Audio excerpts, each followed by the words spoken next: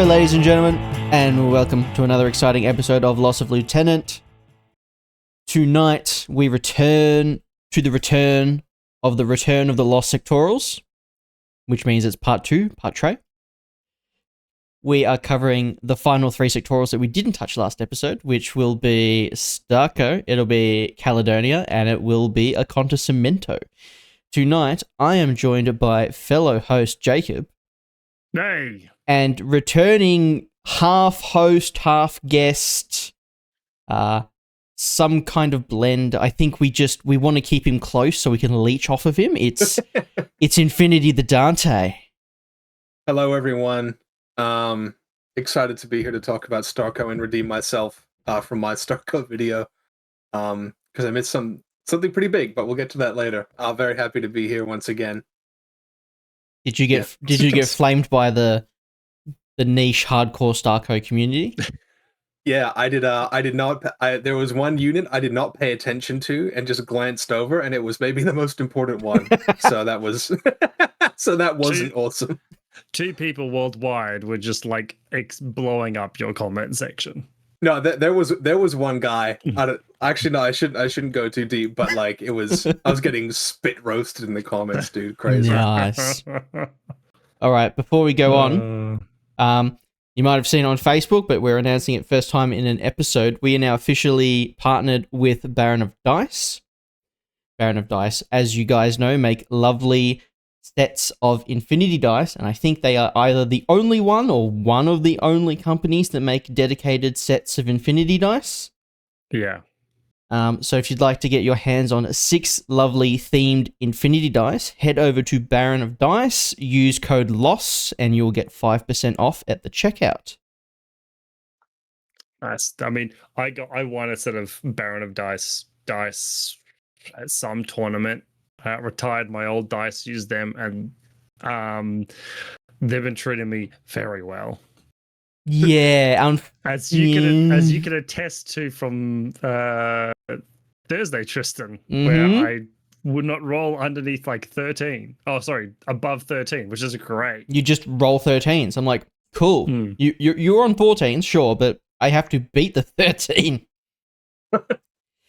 Anyways, moving on, we do have an announcement, which comes from the IGL, specifically a player named Brooke. You might know Brooke. Brooke is doing a 24-hour charity live stream on the 2nd of November to the 3rd of November, 7 a.m. to 7 a.m. UK time. They are running a series of community challenges and competitions.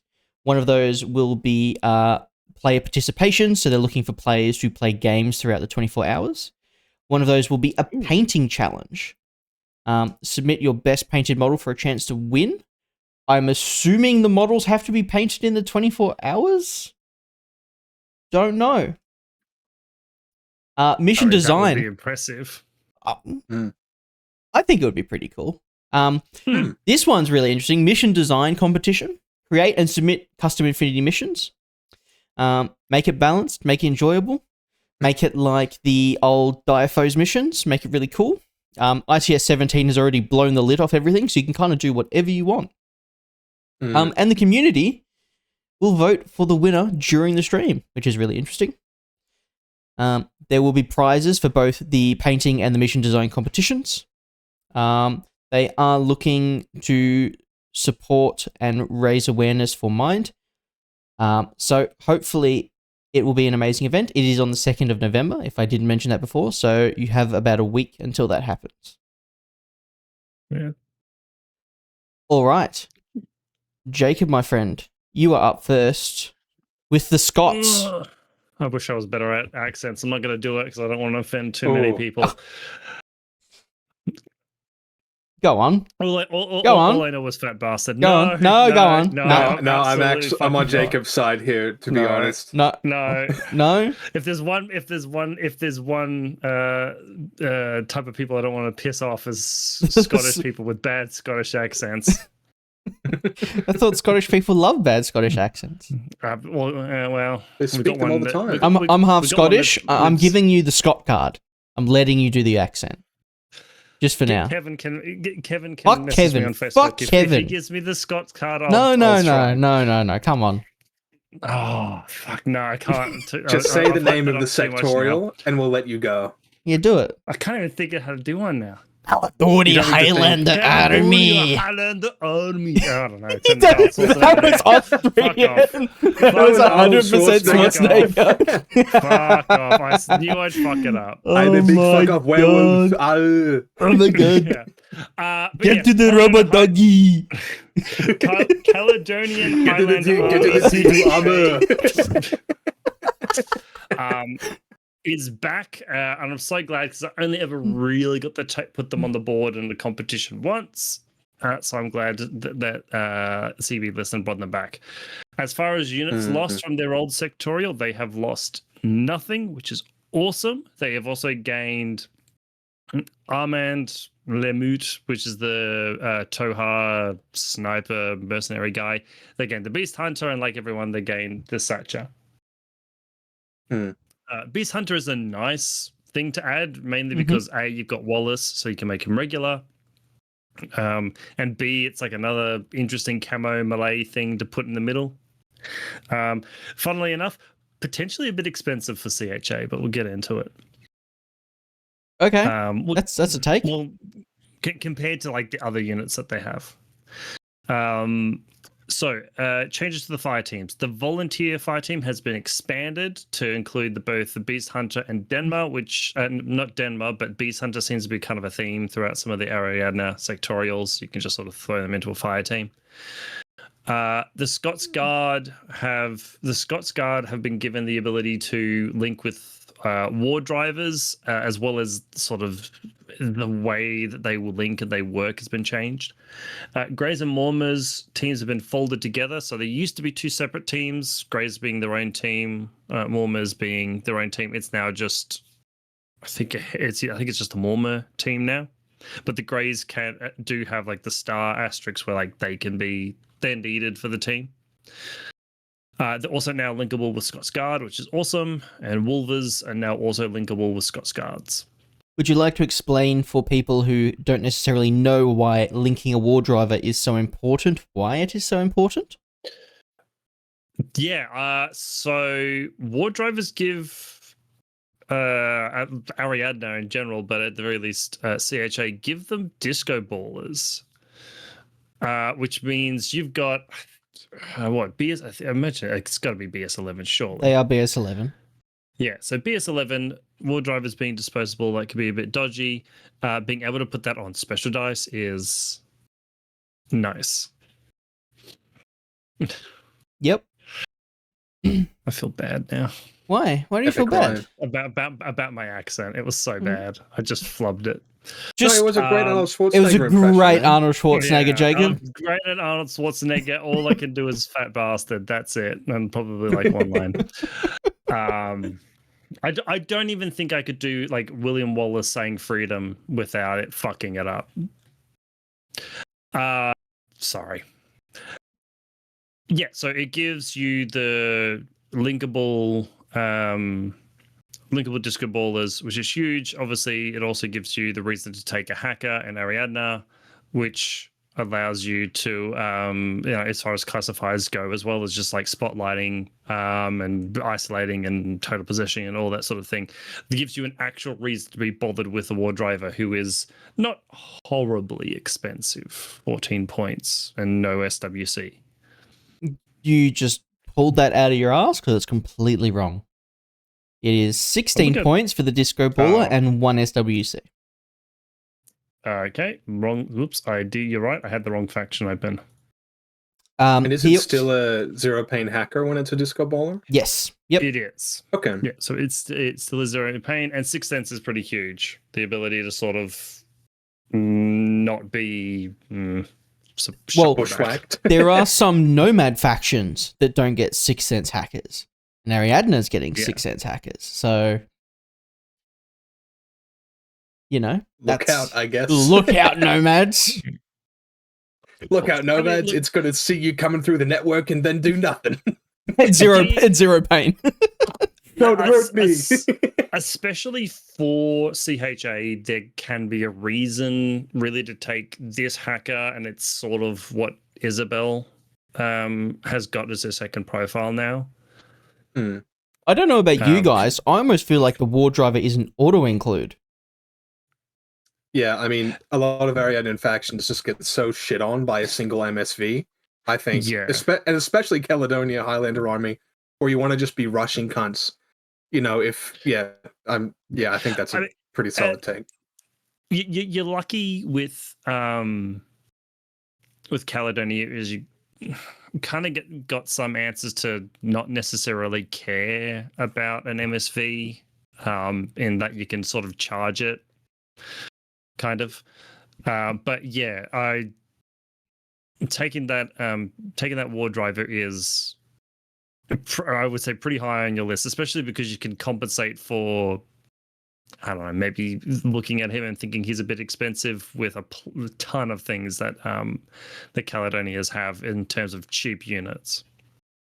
All right. Let's move on to Jacob's choice for 5 models that have changed the faction. And the first one is, no one's surprised, it's Highlander Grey. Yay. So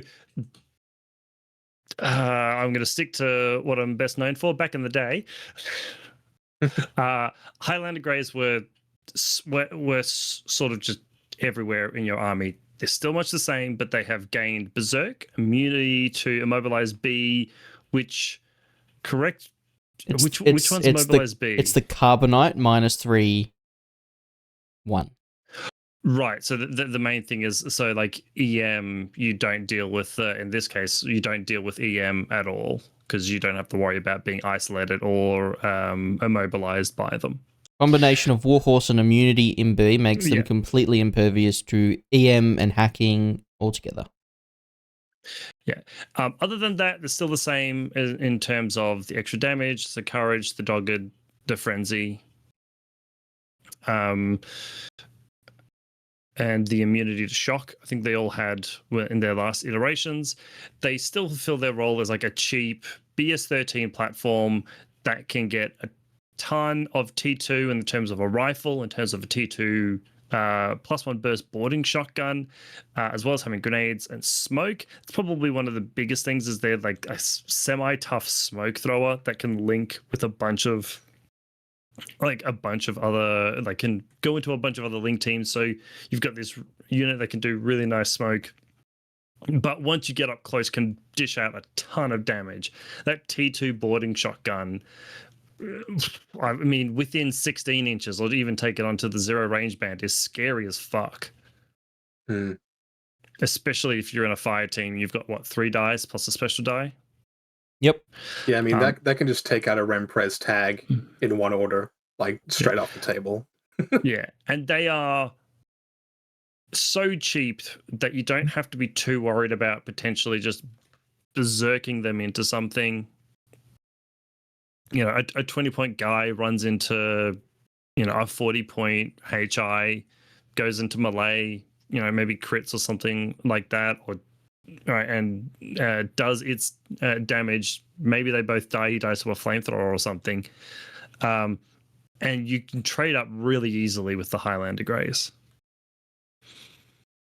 Yeah. I mean, the APCC weapon's kind of lame, and it is 20 points is sort of the break point for where I think you want to be trading, but I think they do bring enough like collateral potential that they're pretty cool. It's an option. I don't think it's a game plan. I think it's a revision of, oh no, I really need to hit this thing and it has Mim 6, I'll berserk it. Yeah. And previously the HMG you would look at a lot more favorably, mainly because of fire teams cancelling out Frenzy. Now with that Frenzy, the cost of the HMG, I'm not sure how worth the Highlander Grey is with the HMG. I think he's better off with the T2 rifle and the boarding shotgun as that sort of smoke thrower, close range guard point model, than what he was previously, which is sort of your gunfighter and your one of your ARO presences. I think the niche in N4 was that it was a HMG with smoke, which was really cool, and it was cheap for what it was. There's smoke everywhere in the faction. There's better HMGs. It's like a medium gun. It's 28 points, but it's still, it's a BS13 HMG for 28 points. If you consider that, it actually feels pretty expensive to me. Yeah. But I mean, you're in a cheap faction, though. I mean, I think, I don't know. It's fine as like your third or fourth choice of primary gun, but it's not. You're not hanging your hat on it. No. Like if you've got enough points to upgrade something, you've got 2 like spare volunteers doing nothing other than cheerleaders. Put them together. I'm pretty sure they can link with a grey. Yeah, do 2 volunteers and a grey, and he gets an extra dice, and you can have the HMG. But I think the grey shines now in that sort of close range role. Yeah, it synergizes really nicely with what I imagine is going to be an upcoming unit, just as a cheap way to get the money going. They used to benefit a lot more from being in a big link with a bunch of volunteers, and that doesn't really seem to be as much of the case anymore. Yeah, I mean, with the frenzy, with the upgrade to berserk, and those shotguns they're so nasty now. I mean, even a T2 rifle, like, you got to respect that. Yeah, if you take a grey at any of the other 2 profiles, you're just not going to want to go near them, right? Because they've got the boarding shotguns, they've got the grenades, they've got the smoke grenades, they've got decent in combat. Like, you just, if you take the T2 rifle, I reckon you're only going to want to deal with them outside of 16. And if you've got the boarding shotgun, you're definitely not going to want to be within 16 of him. Yeah, no, fair enough. They're all right. There is, so aside from the volunteers, there's only 2 HMGs in the faction, one being the bigger version of this, and then this. To that point, you might have to take it if you're not taking the other HMG. Yeah. But when are you not going to take the other HMG? Exactly. Exactly. Yeah. You have to spend the points on something. Yeah, exactly. Yeah, true. All right. So just to finish up, I actually think they aren't as scary as they seem, because yes, they're shock immune, but they're dogged. I only need to deal 1 wound to it. They don't have a template. Everything's a face-to-face. So if I'm like a mim guy or I have surprise attack, that seems really, really, really effective against Caledonia in general. These are like, sure, whatever. In active turn, of course, a T2 boarding shotgun on a 3.5 dice is like deleting shit. But they take a stray template and then they're kind of out of the game.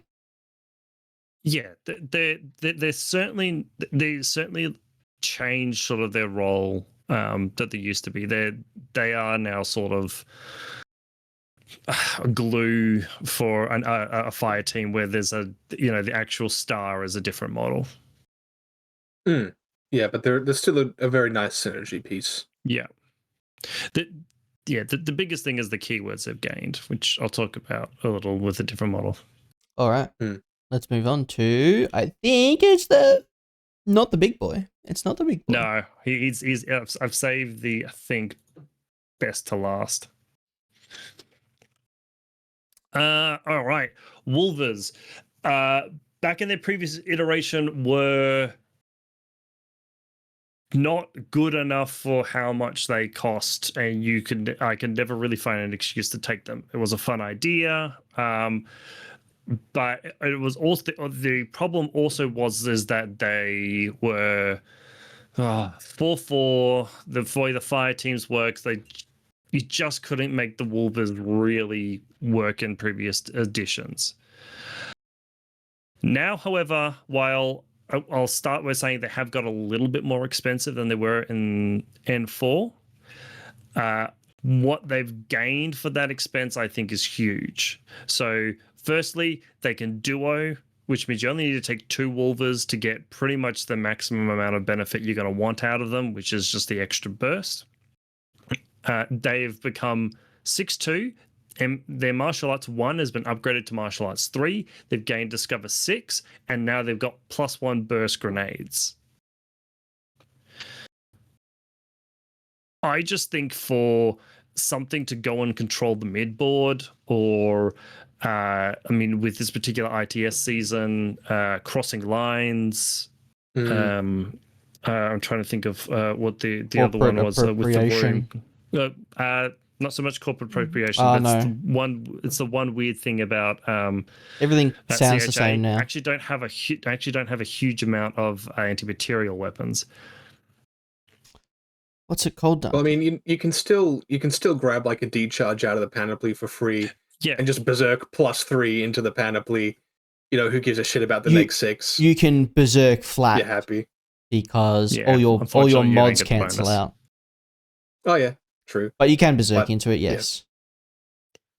Yeah. So I think this is a good glow up to them. They also got the boarding pistol that's an extra damage, which is really nice. They're really good.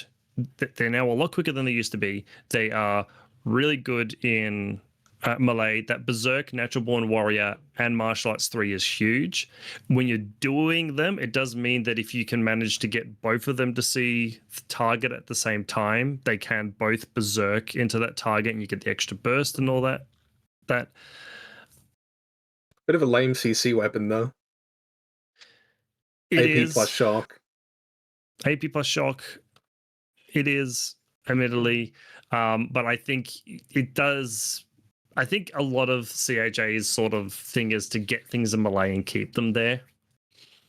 It depends on what you berserk. Like, it depends on actually what you're fighting. If you're fighting a 1-wound thing, it's probably going to die because the Wolver is always going to be on 29s and always throwing 2 dice.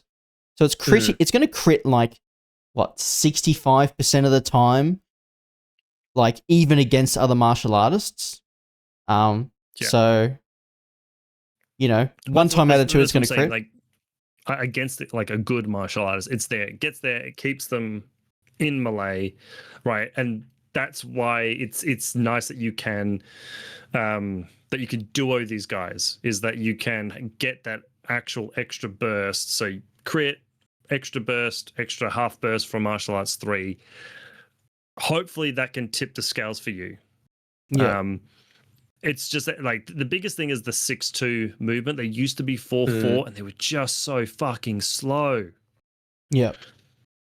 As well, a nice upgrade to, they used to have Molotov back in the day. I don't know if it was ever upgraded to an AP Spitfire before they got gotten rid of, but now they got the AP Spitfire.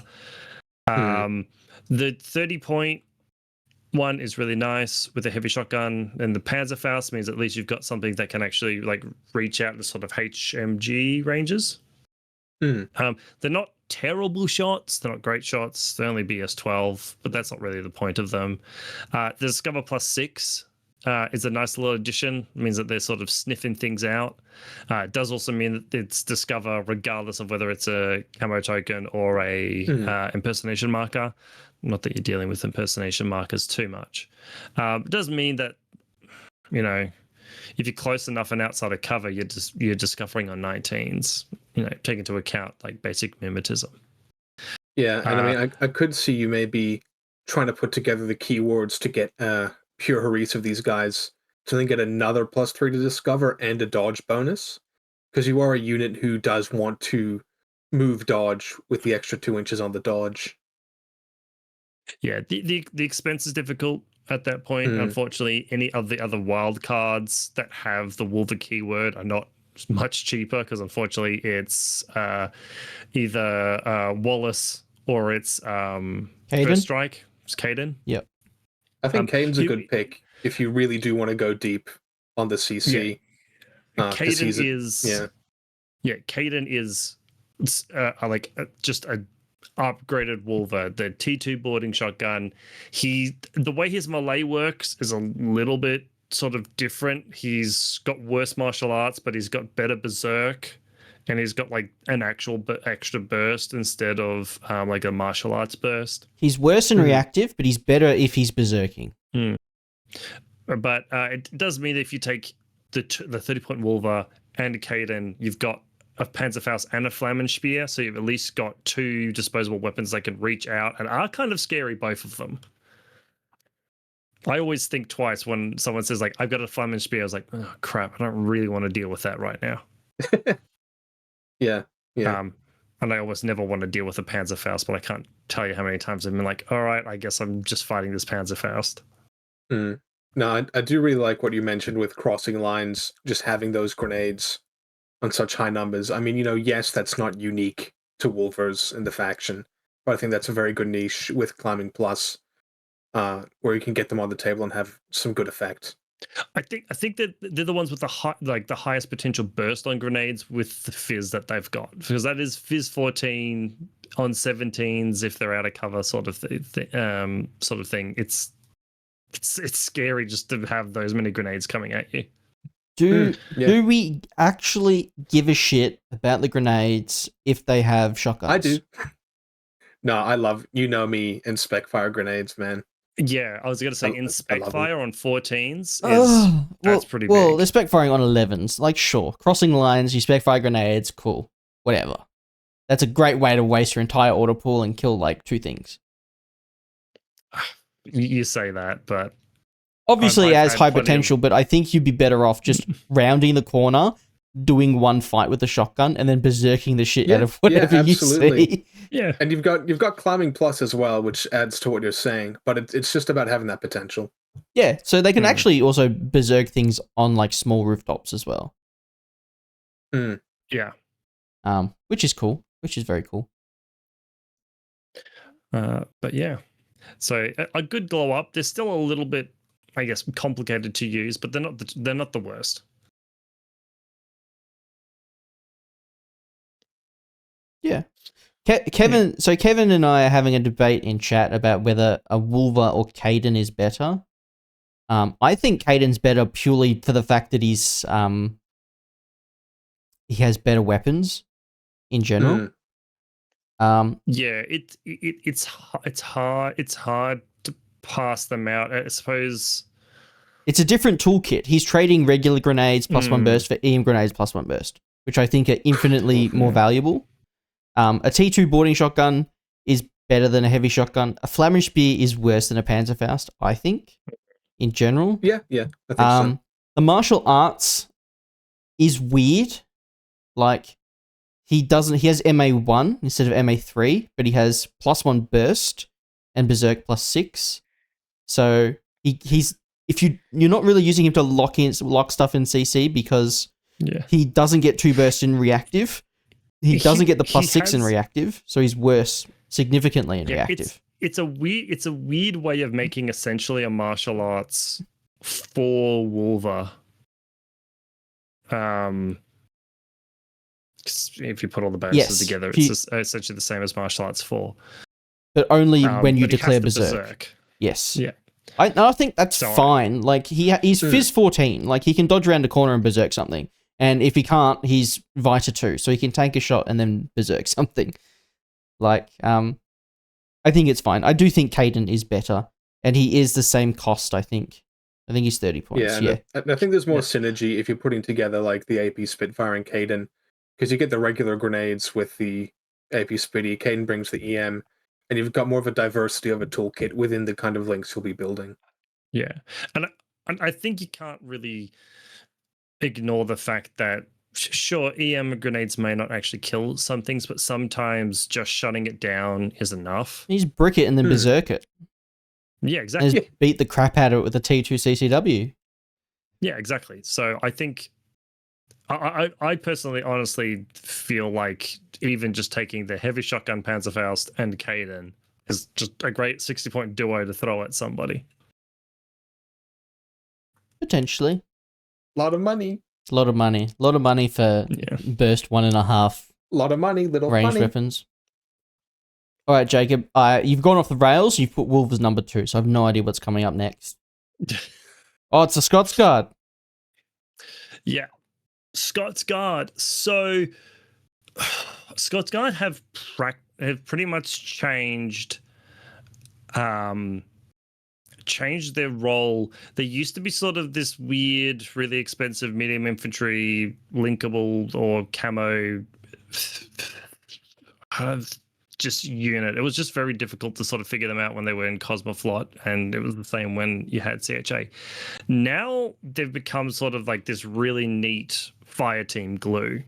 So all profiles have gained Forward Observer and NCO, which I think is Forward Observer more so than necessarily NCO, because you might find yourself often putting Wallace as your lieutenant, and then his lieutenant orders used for something else. But the fact that they're all specialist is really good, especially considering that it's a Forward Observer. So you sort of can make up for like your lack of hackers by doing most of the hacking classifieds with them. They've got mid kit PH 15, which makes just for better survivability. 14. Sorry. They've gained paramedic AP SMG profile, which is great. I don't think they had a paramedic profile at all before. They've also gained an MSV1 have a rocket launcher profile, which is, I was going to say, for 26 points, Ariadne paying 26 points for an MSV1 HRL that's also a specialist, that also has mimetism. It's basically a cheaper Frontovic. Yeah, pretty much. It's a good profile. The shock marksman rifle, which always seemed to be like, I can kind of shoot, but then not do enough damage to ever put anything down, has been upgraded to a T2 marksman rifle. So now at the very least, if they fail that armor save, they're going down. They did lose the camouflage T2 marksman rifle, AP Spitfire. submachine gun, and the Spitfire, thank you, and the missile launcher. So like I said before, they've been redefined as like this fire team glue. And the ones that stand out to me are the HRL MSV1 and the paramedic. The paramedic, I think, is incredible. The fact that you're able to put it in a bunch of fire teams that could really use cutting a paramedic around with them. They can still do. They're one of those units that can do like almost all of the classified deck, because they're medium infantry with D charges, a Forward Observer, and a paramedic, which means I think they can still do inoculation, because that needs the paramedic skill. As well as having NCO, which can have some use now that CHA do have access to a Lieutenant +1 order. Yeah, CHA kind of have potentially moved away from Wallace is always the LT, which is interesting. Yes. I still kind of think Scott Scard are pretty bland. Like, the MSV1 HRL is going to be taken because it is necessary, almost, to take it. Yeah. The rest of them, like, the camo missile would have been super cool, the camo Spitfire would have been super cool, but, like, gaining AP on an SMG, even if it's +1 burst, holy shit, boys, we're fucking there. Like, I'm not... We made it out of the mines. Yeah, like... It's not blowing my mind. I think it is genuinely kind of sad to see the loss of the missile launcher. I think it would have been cool if they gave the camoed HRL MSV1. That would have been really interesting. That would have been cool. But I do agree, they've sort of taken the Scots Guards chicken and just like boiled it. like I said, they're not what they used to be. They're not. They're not like, they're not the camouflage missile launcher coordinated order with Catarans and stuff like that to like take out a really difficult to kill piece. They're not like that anymore. They are more they're more based around sort of fire team stuff. Yeah, but like I do think, and maybe this is kind of a bit sad to say, but like outside the Mormare, who we can just name and not just allude to, aside from the Mormare, I mean, the Scots Guard are probably your best units after that to just face-to-face something with the AP Spitty or the HRL. Yep. So they definitely have a role. They just sort of, they boiled my chicken. Yeah, at range, yeah. Or Armand Lemuel. I mean, I'm not sure how much he's going to get taken in CHA. But he also kind of solves problems as well. Yeah, I mean, there's if someone put him in a CHA army, I wouldn't blame them. He feels like massively different.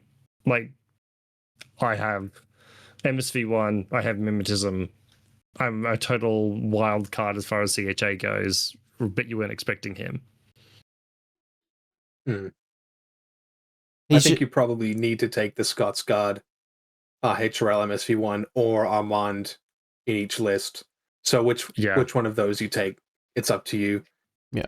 Because, Usha McNeil can only do so much, and he can only survive one template, so you need answers to problems. That's when you drop a speedball and you sacrifice an SAS to revive Usha. Yeah. All right. Let's move on to probably not the Mormaya, but... No, it is. Oh, shit. The it's the Mormaya.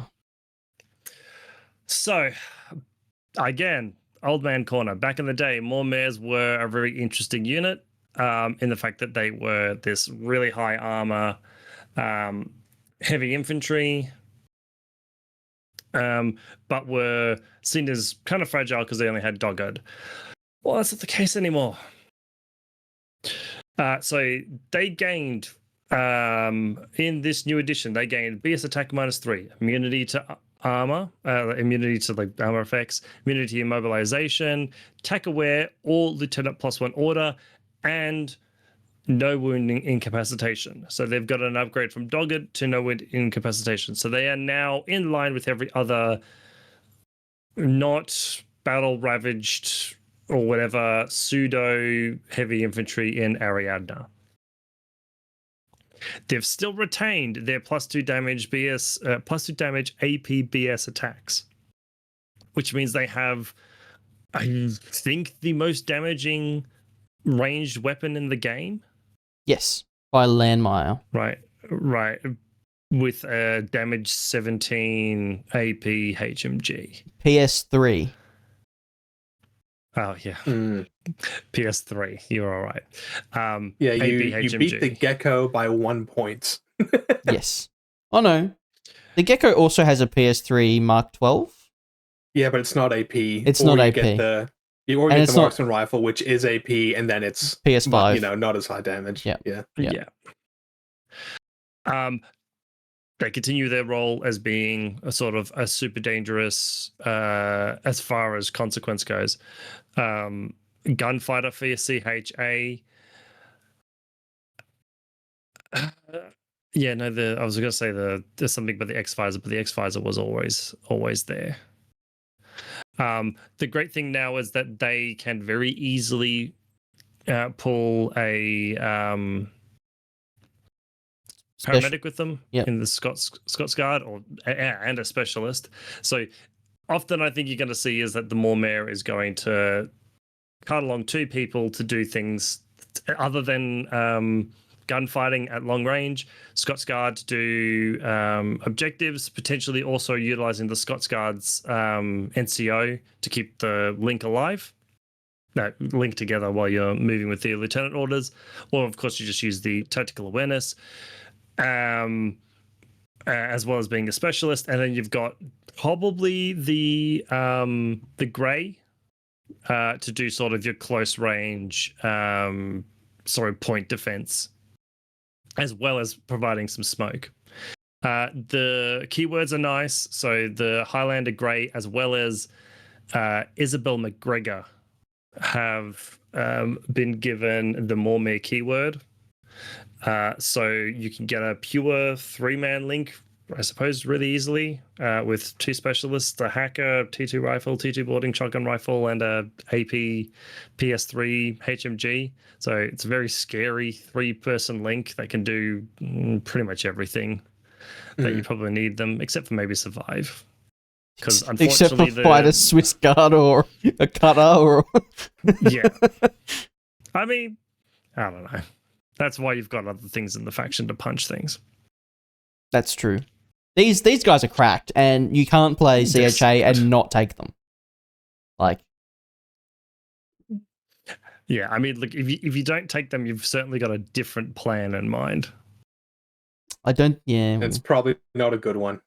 Yeah, probably not. Well, I actually think, well, not unfortunately, but the battle style of play where it like your list is a toolbox is going to apply more in ITS 17 because there's just so much freaky shit that has need of a toolbox, and you can't just like there's a bunch of missions where you're not just punching people in the face with the HMG anymore. Mm. Like I could win with a really well thought out crossing lines forward deploy versus a Swiss Guard or whatever. The biggest thing with the Mormare is that the decision of whether to have them do anything in ARO is a very difficult one. Because as soon as they lose that burst, they can just become so vulnerable, and probably still the biggest thing and their biggest weakness has always been the fact that they're BTS 0. Right. I think even like vet Kazakhs and stuff, I feel like they have at least some BTS. I could be wrong. I haven't looked at them for a while. Yeah, they've got BTS 3. So the big thing with the Mormares is a breaker rifle tears them to absolute shreds. So they are still what they used to be, which is a high risk, high reward model. Probably a little less risky now with the introduction of the BS -3, which is just incredible. Should point out, they went up 4 points, I think, from their previous incarnation. But for 4 points, they gained a fuck ton.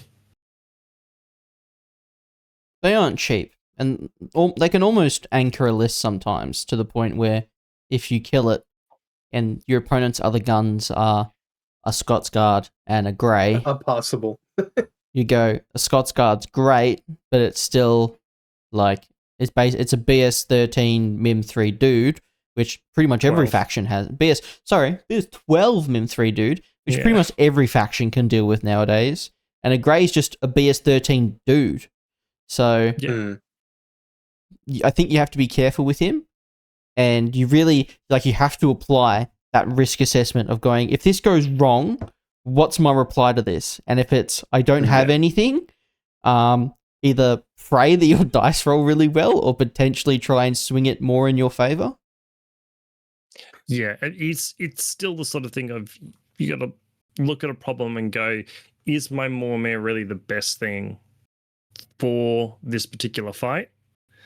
And if that's the case, go for it. Otherwise, because you've got things like, am I better off just charging my Cameronian at it? Am I better off just ignoring it and throwing smoke?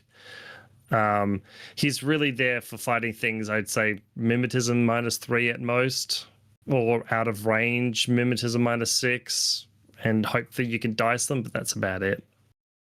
I think as a rule, you don't want to gunfight with him if you're on lower numbers than your opponent.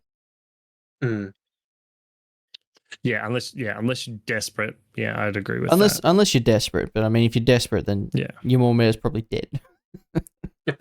Yeah, you're probably desperate because it's dead. Like, I think it's still probably accurate to say that CHA's solution to a problem is vision control. Like, we use the Mormare to deal with things that potentially we can't. Like, we only have 1 or potentially 2 disco balls in the faction. Yeah. But I'd rather do that and do the objective than shoot the Mormare, lose him, and go, oh. Yeah. I think the main thing he's for is like a bolt sniper or something like that, where there's something that's got MSV. Dante had the same reaction. Bolt is a terrible choice. I don't know why that was the first one that came to my head. It's because you exploded my bolt on Thursday. Yeah. Why don't you pick something easy like a TR bot or something? Yeah, TR bot's a good choice. No, I was more thinking of something with MSV, right, that you need to sort of put down. That's what he's great for, because he doesn't need to rely on vision control. He can extend a firefight at a decent range, throw the dice, do the damage. Yep. No, I get that. Cool. And yeah, that's pretty much all of the profiles that had any particular big changes in CHA. Now, the other notable one I can think of is Usha got MSV1 on all of her profiles. Usha's profiles were merged. Yeah. And she's quite So, interesting now. Yeah, that's... Well, I mean, you're not going to take her more than you did before because you took her every time. And you're still Exactly. taking her every time. I think we'll find with CHA is there is a lot of auto includes, or as Jordan liked to say, there's a lot of vegetables. A lot of vegetables to eat. CHA is like being on a diet. Like, you got to be careful. You got to be careful what you take. If you don't take Usha, Mormare, what was the other vegetable? Cameronians. Yeah, maybe. The war driver. And advisor of some kind. The war driver, the the Scots war guy driver. advisor. Like, you're sitting there going, here's 5 vegetables. And you're like, that's 150 points. And you're like, yeah, you got 150 points to work with after you've taken all the vegetables. Yeah. So you've got plenty of room for dessert, I honestly think. You say that, but you're taking a Mormare, which means you're taking it linked. Your dessert's like hardtack. Yeah. You're taking it linked. The war driver probably wants to be linked as well. We haven't taken any Cameronians or Dr. McMurrow, which you probably want. As a giant scalpel. You want at least one Cameronian or McMurrow. So you sit here going, I have 5 slots left to like add my identity to this list. That's kind of what CHA feels to me. I don't know. I'm having played around with the lists, I think you can sort of think of a game plan of how punchy do I want to be. I think the biggest thing is when you decide whether Wallace will be your lieutenant or not, can really change how you put the list together. Because while, yes, Wallace is an obvious lieutenant, and he can be the, I suppose, like backbone of your army. He's no slouch, and he's not easy to get rid of. But yeah, when you make that decision of like, is he your lieutenant? Is the Mormare your lieutenant? It sort of changes. It flicks you in between taking like some really expensive things and then Highlanders, if Wallace is your lieutenant, or being a little bit more conservative if like the Mormare is your lieutenant. Yeah. I can see it. All right, Jacob, we kind of just talked about this, but go through it for me. Yep. Right. So yeah, not the strongest faction in the game by far. But I'd probably say one of the better Ariadna sectorials. I know that's probably not saying too much considering the state of Ariadna at the moment, but their ability for vision control, the fact that they've got smoke freaking everywhere and they've been given disco ballers, I feel like as far as vision controls, they're probably the best army for it. In Ariadna, I think potentially, if you're just talking strictly about vision control. Yeah, just about vision control. It's a small margin, though. I just don't think anyone has quite as good, like either high level, like high number or linkable smokes as they do. Yeah, they don't have as much numbers. You're right. Yeah. They got a strong active turn with pretty much everything. We've talked about the amount of berserk that they've got, their extra dice that they get on grenades and shotguns and all that sort of thing. However, looking through them, ARO presence does seem to be I'm going to say a pretty big issue. There's not a huge amount of like mid-board mine layers unless you really want to lean into the SAS mine layers. They don't have the greatest as far as like BS or mimetism or whatever as far as to actually do the AROs. You've still got the Catarans, which can be mean if you can put them in the right spot. But if you've got like a dense board, you might have one good line to put them, and your opponent might just flat out avoid them because, unfortunately, with the removal of the missile launcher Scott's Guard, it's going to be pretty obvious that that camouflage marker in your back zone is going to be a sniper that you may not want to deal with. The other thing, and I think this is more what people will have to get used to, is CHA have a lot of trouble using up their full allocation of SWIC. Unless you really try for it, what you'll find is that you won't have a huge level of SWIC because you don't have the hackers. You don't have a huge amount of like SMGs, HMGs, sniper rifles that you really want to take. But you'll find that your list has a ton of T2 and a ton of melee, and that's where Caledonia's damage comes from. That's where their punch comes from. Because, like I said, a T2 boarding shotgun, if you can manage to get into position, can do a lot of work.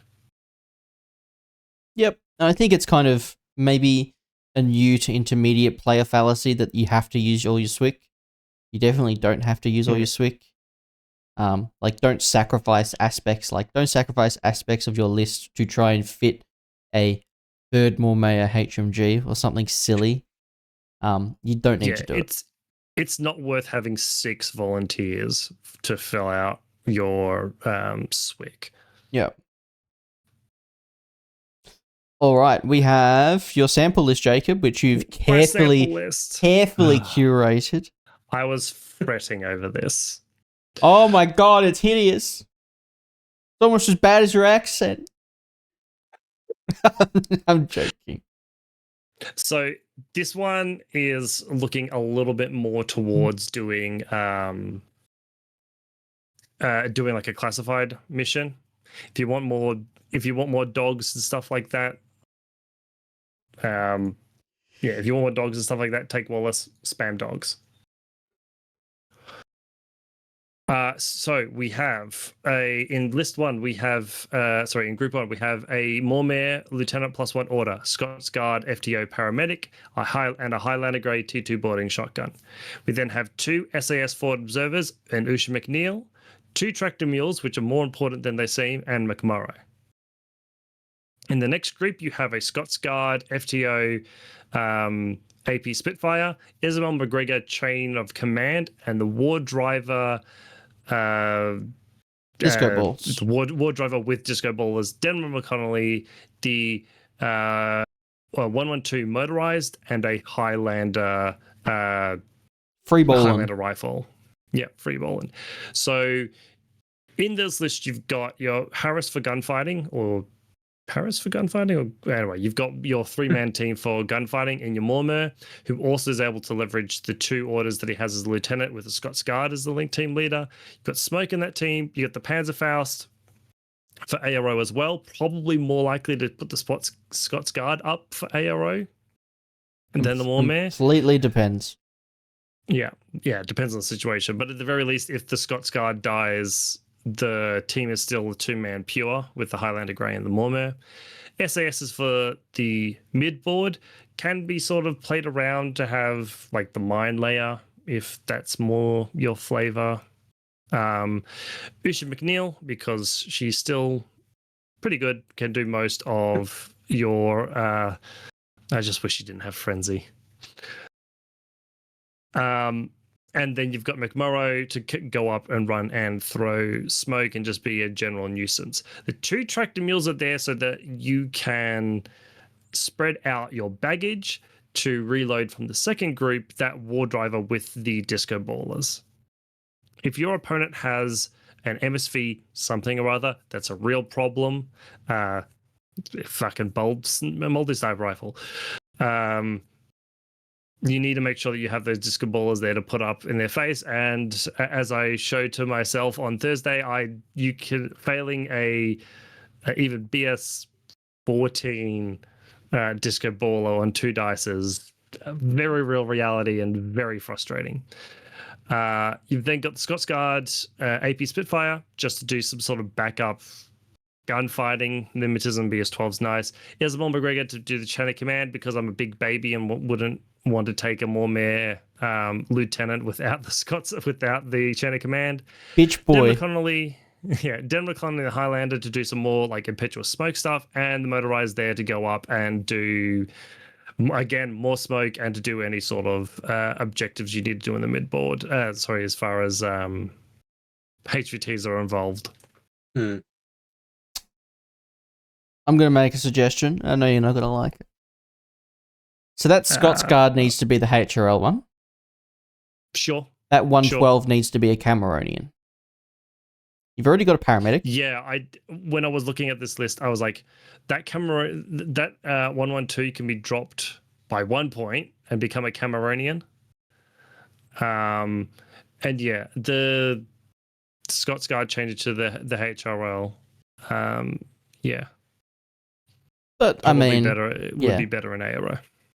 It's a first pass. I think the Caledonian way isn't going to be like, I revive my guys. It's, I have so much wounds on the table that you're going to spend your whole turn slogging through it like thick mud and SAS training. Yeah, you are. CHA can be deceptively tough. I'm not sure. Well, I'm not sure it's super deceptive. It's just like they just have immune arm everywhere. The Cameronians have 3 armor, I think, and the Mormare has 5 armor. If you Cameronians, I think 4. 4? Well, I know McMurray is 4. I'm not sure about the Cameronians, but they can just be an absolute slog to get through. Yeah, and I mean the good thing is, with that immunity arm everywhere, don't have to be as afraid of that missile launcher that's up or that multi-snipe rifle because pretty much, unless they've got Neurosyndics or Total Reaction, you're only going to be taking 1 wound.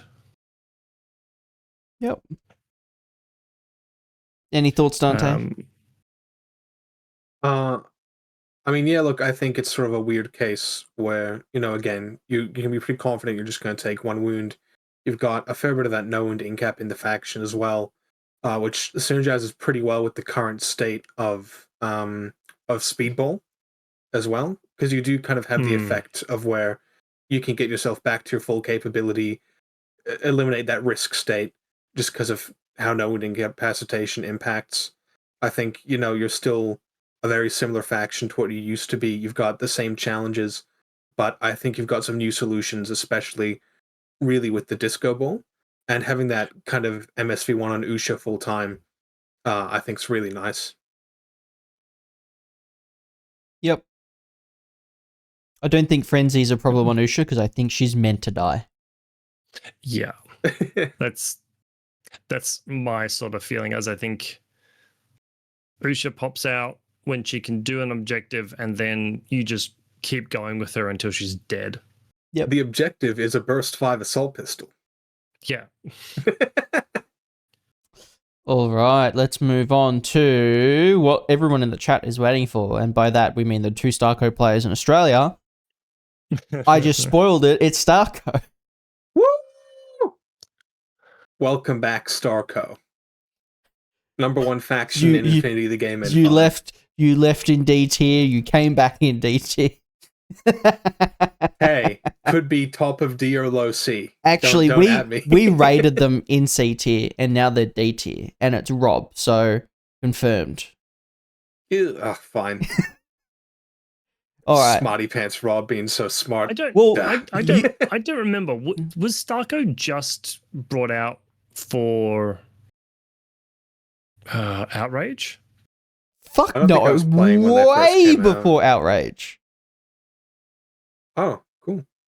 Outrage was the comic, yeah? Yeah, am I thinking the right one?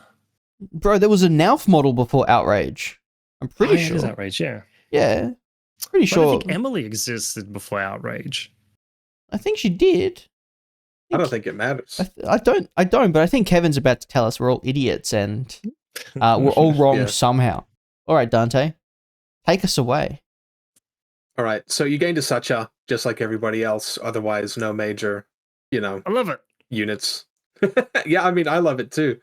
You didn't lose anything either, so in terms of your roster list, nothing's changed, just on a surface level. Your fire teams have changed pretty significantly. The armored fire team has gained a Haris option, which has opened up some pretty interesting options for both the Anaconda and the Trip Hammer as well. You've got the PMC fire team being reworked, at least in functionality, where you've got this Brawler and CSU team that can either duo or Haris. And linked with that, there's been a large-scale proliferation of the PMC and Brawler keyword throughout the faction. So you've got a lot of ways to make very efficient little duos or very efficiently get link bonuses on a lot of units who previously in N4 just wouldn't be able to get those bonuses, which is really nice. Also, the outrage keyword now takes you a lot further than it did in N4 as well. So you've sort of seen, and StarCo used to feel a little bit of pressure with its link team slots, because you do have a lot of weapons that are burst 2 or burst 1, in the case of the old missile launcher, that you would really feel a lot of pressure of, okay, I need these weapons in a link team just to make them viable. And not having that cap on link teams anymore in the same way is pretty revolutionary for the faction. So I think without further ado, we can take a look at the GOAT. The Anaconda. No longer the worst tag in the faction. I don't know what is. I'm not ready to make submissions on that. Hold on. In the faction? Yeah. In there's only 2. Oh, sorry. No longer the worst tag in the game. But yeah, I would also say in the faction as well. I think in N4 I'd probably rather take a trip after 100%. 100%. Yeah. But no, look, it's been a pretty meteoric rise for the Anaconda. The notable things really is immunity AP with 7 armor. That's genuinely pretty tough stuff. And then Warhorse as well. So you can't, yeah? I was going to say, immunity AP means you're pretty much looking at taking it out with like pure weight of like explosives. Yeah, so you're either looking for just like some kind of bonus damage, HMG, or yeah, you're looking for like a missile launcher, or you can get multiple shots on it. And it's a very meaty little nugget.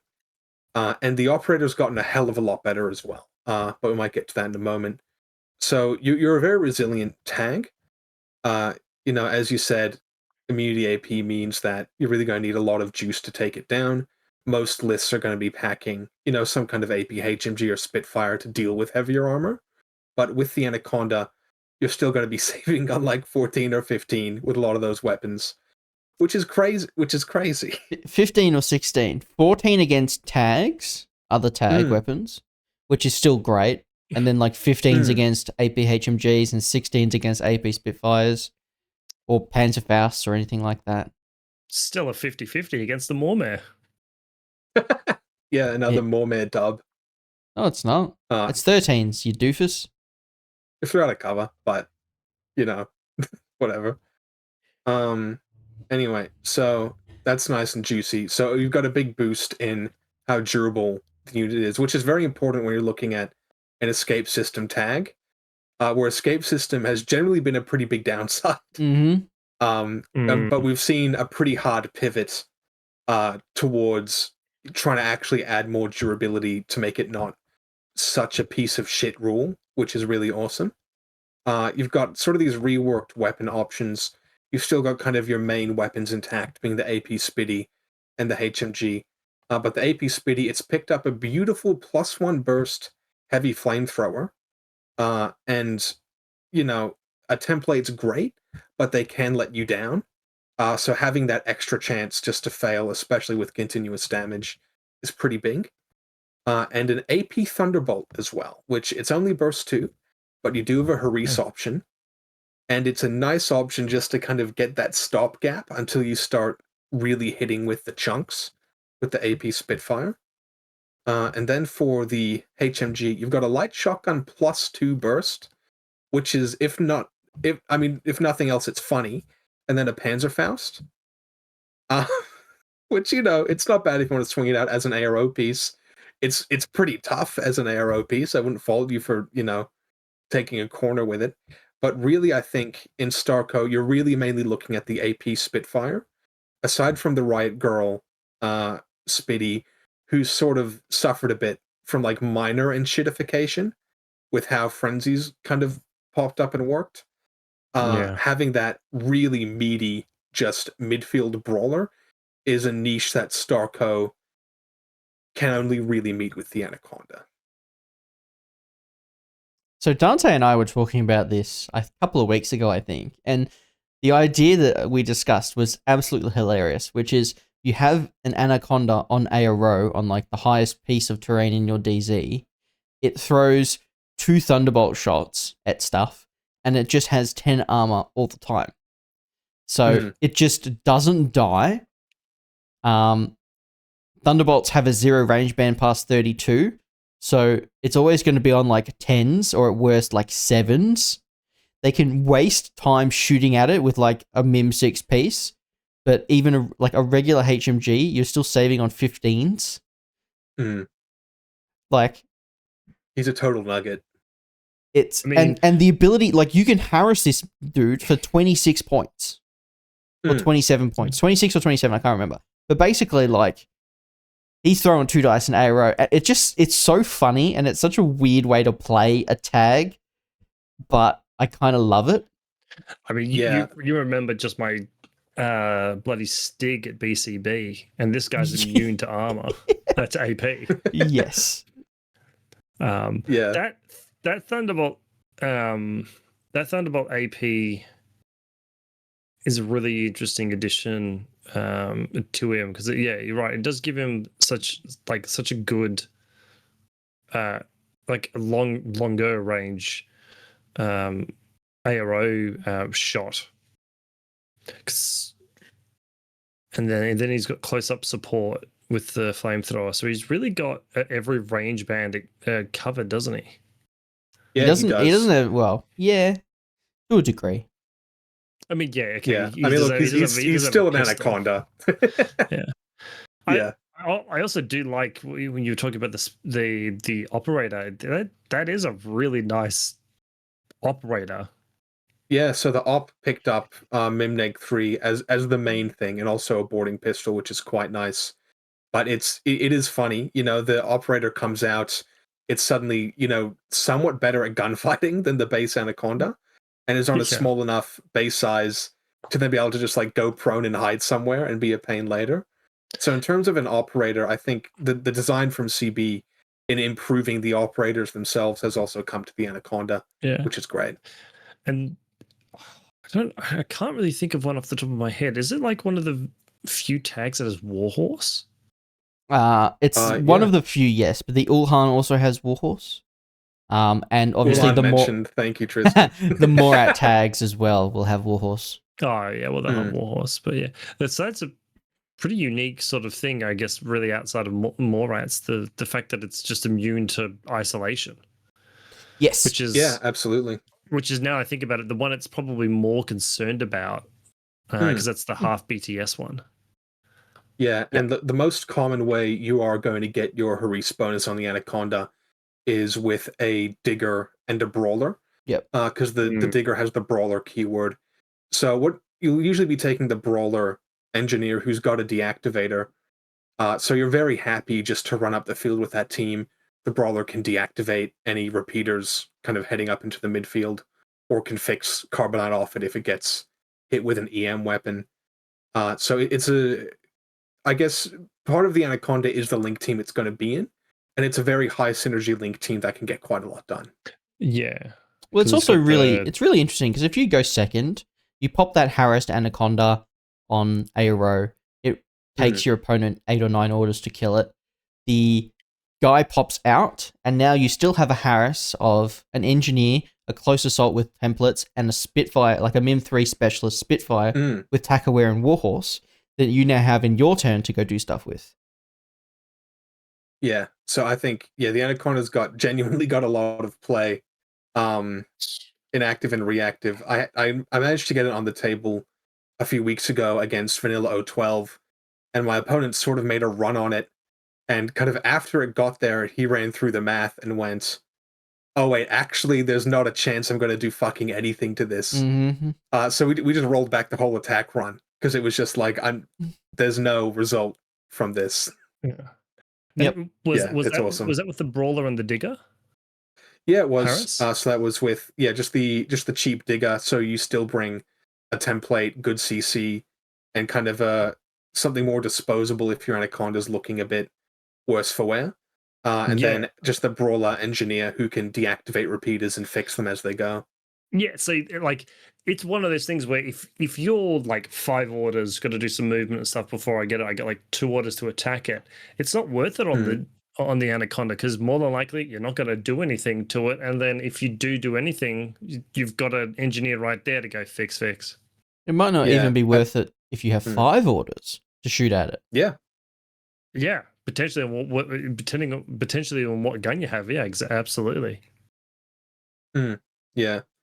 I think as well that the funny thing is, I think you could very viably take in the brawler slot. You could take the brawler doctor to doctor back up the digger and doctor back up the pilot as well, and it can still Yeah. clear repeaters just by going around the corner and like quadruple shotgunning them. That's funny. I think it's worth testing, but the engineer is probably the better choice. That is very funny. And look, it is still at the end of the day a BS13 no mods unit, but you're throwing 5 dice with an AP Spitfire. Anything you take in reactive is probably not going to kill you. So the game plan really is just to muscle through with orders and weight of dice and eventually get the result. I think it's quite good in something like Zone of Interest, where it can just be a nugget where it has to be. Or even something like Crossing Lines, or you just need to get in a zone and stick there. I think it's quite good there as well. It's also not so expensive that you couldn't put it in a spot for the game to just be a nuisance, and like you could do that and not feel bad about it. Like Totally. It's going to be a problem the entire game, and I reckon just being that problem will be worth its points. Yeah, absolutely. Kevin says might it's kind of a mech gunfighter, but I think like in the context of StarCo, it's probably good. Even in the context of everything, having at the bare minimum Warhorse, and just being like I honestly kind of see it more as an ARO piece than anything until the operator pops out. Like you can run up the table with a tag that has an AP Spitfire. That's fine. But I wouldn't be running past the halfway line for me personally. Like I don't know if like you have other options in StarCo that's better at doing that, I think. Yeah, but this guy can. I think what you're saying is right. You can camp this guy in the midline pretty well. Start him in the DZ, have him heckle, your opponent trying to get things done. You do a push, maybe get rid of a couple of annoying elements, and then just stick on that midline. They're never going to get you in a bad range now, and you're just smiling. Yeah. All right. Number 2, what's it gonna be? Ooh, it's the Bandit. The Bandit. So this guy got a pretty big rework, not linked with the release of StarCo, but more with Corregidor. But it is really, really good. Just period. You don't really need to look at any other profile than the mine layer. I should have done everyone a favor and just scribbled out the other ones to save on visual noise. But what you get with the Corregidor Bandit, you get a BS attack +1 burst, BS 12 with some good CC stuff on an infiltration reroll. So you're rolling 2 dice on 10s, 75% chance to land. That's pretty reliable. And from there, you've got 2 options with your mine layer. You've either got a deployable repeater, who's going to be your main choice. This is really good offensively and defensively. Offensively, if, say, I don't know, you know who their LT is, and they've put it, within that 4 inches, you can just sort of spotlight guided rip. Or if they've got a tag that's just chilling somewhere, you can just land that repeater, just brick it, and move on with your life. And then kind of on the defensive end as well, you can do a similar thing if they've got a link team of HI, if they've got a tag. You do have a sixth sense hacker as well, so it can be a huge stopgap. Now, the shock mine, it looks a bit weird on the profile, but there are times where you will use it. Sometimes if you're going up against an Ariadna or a Hack Islam, or that deployable repeater isn't necessarily, gonna get much of a result for you. Just putting a shock mine in front of where a light infantry or medium infantry link team plans to roll out from can be quite annoying. And the Corregidor Bandits, him having Mim himself, him being able to kind of disconnect from that repeater or that mine, means that he's a very difficult unit to dig out. And they're going to have to put a lot of effort into getting him out. And if they do, you've still got a boarding pistol. You're trading with whatever's rolling up on you most of the time. But if they don't answer you in active, you got a burst 4 subgun with pretty good stats, and you're quite good in CC as well. So I think they sort of skip the Fide issue of sometimes you're just kind of noodling with, not a weaker CC weapon and not the best guns. I think this just barely kind of gets you over the threshold of can do real damage in the active. And, it can get deeper in the deployment zone. It can lay more deployable repeaters while it's there. It's quite cool. How often personally are you taking the infiltration chance? Every time. Every time? Every Okay. single time. I don't think it's worth taking if you're not going for the infiltration. If you don't do it. It's a very bloated, and that's why I said nothing except the mine layer matters, because I think it's too bloated of a profile where you're not going to get maximum value out of it unless you're going full send, essentially. Because you've still got issues. You've got weird little issues of things like being whip 12, like for objective play or just being a killer hacker. That's just really fucking strange. Like, I don't get it. And like, I'm not going to sugarcoat it. You're not cheap. Like you're not cheap at all. The ones you want to take, which are, realistically the KHD or the mine layer, they're high 20s. That's not something you can just sort of be like, oh, it'll be in the midfield and it'll be irregular and maybe, oh, it pressed it. Oh, no, it fucked up the button. Is the tactical learning in this one? Oh, no, all right, guess I'll just go fuck myself. Like, that's not, you can't be spending those points on the midline. You need to send him deep. Yeah, and I think the way it's sort of put together is as you've written up there, it's like a scalpel sort of thing. You sort of drop like I sort of look as you drop the deployable repeater. You infiltrate, you drop the deployable repeater in your opponent's face. Right, they've got to deal with it. Your turn comes. It's irregular, so you're not afraid to use its order to do something. And you just use it to try and wreck face as much as possible. Yeah, I think it's got, maybe Tristan, you can tell me your perspective on it. When I look at it, I think it's got more offensive potential than a Fide does. And to some extent, I don't know, it kind of reads similarly to a Speculo to me in terms of effectiveness. But you play Shaz and Huck and Assassins, so maybe you can tell me how you look at it as a Fide/Speculo piece. I think if you were taking the 24.1, you could compare it to a Speculo or a Fide. But I feel like the purpose of the 27.1 is either to be like as Josh would say, like a drop troop with a deployable repeater, or just like, I'm a mine and template right out the front of your DZ, so I'm going to really hamper you. Like, you can go hunting with him, that's fine, but you are always taking the chance, and Speculos and Fides are never taking that chance. Like, they just drop there. So yeah, that's very true. I feel like immediately when you go, I have to roll to do this, you feel like you need to get more value out of it than potentially you actually do.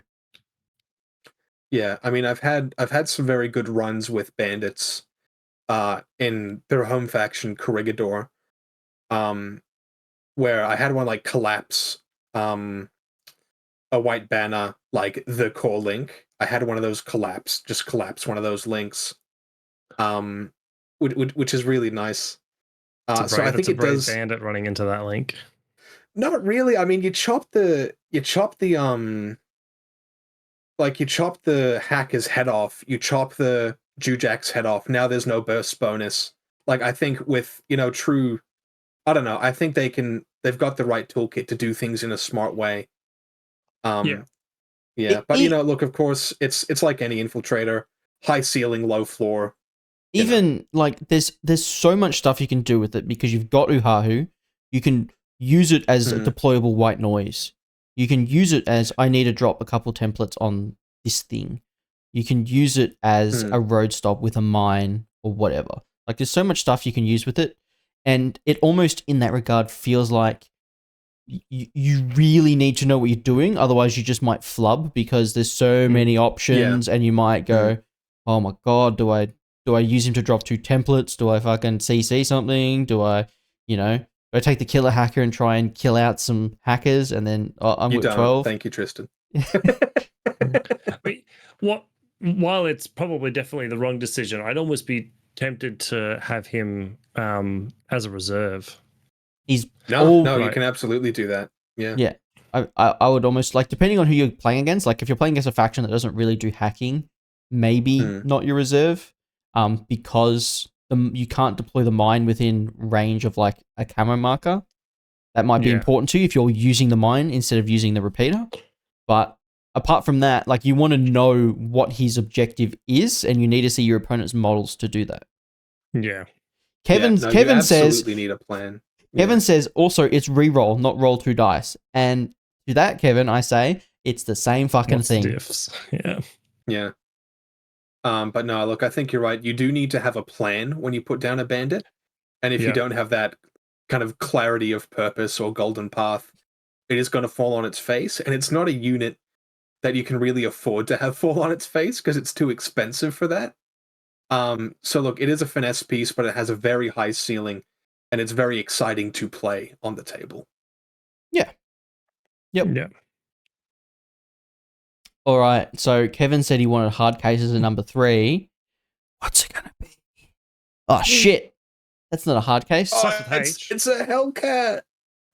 So look, again, this is a unit that hasn't changed with the StarCo release. It's another Corregidor unit that has changed significantly. And it got a massive buff just with the combat jump treatment. We saw those units get significantly cheaper. We saw those units all pick up jet propulsion, which is really nice. And the big thing about the Hellcat is reliability. The combat jump +3 means that with an Evo, it's the most reliable combat jumper you're going to get, which means it's going to have a job, it's going to have a plan, and it's going to get it done quite well. Now, it's a pretty comparable piece to the Hellcat in some way.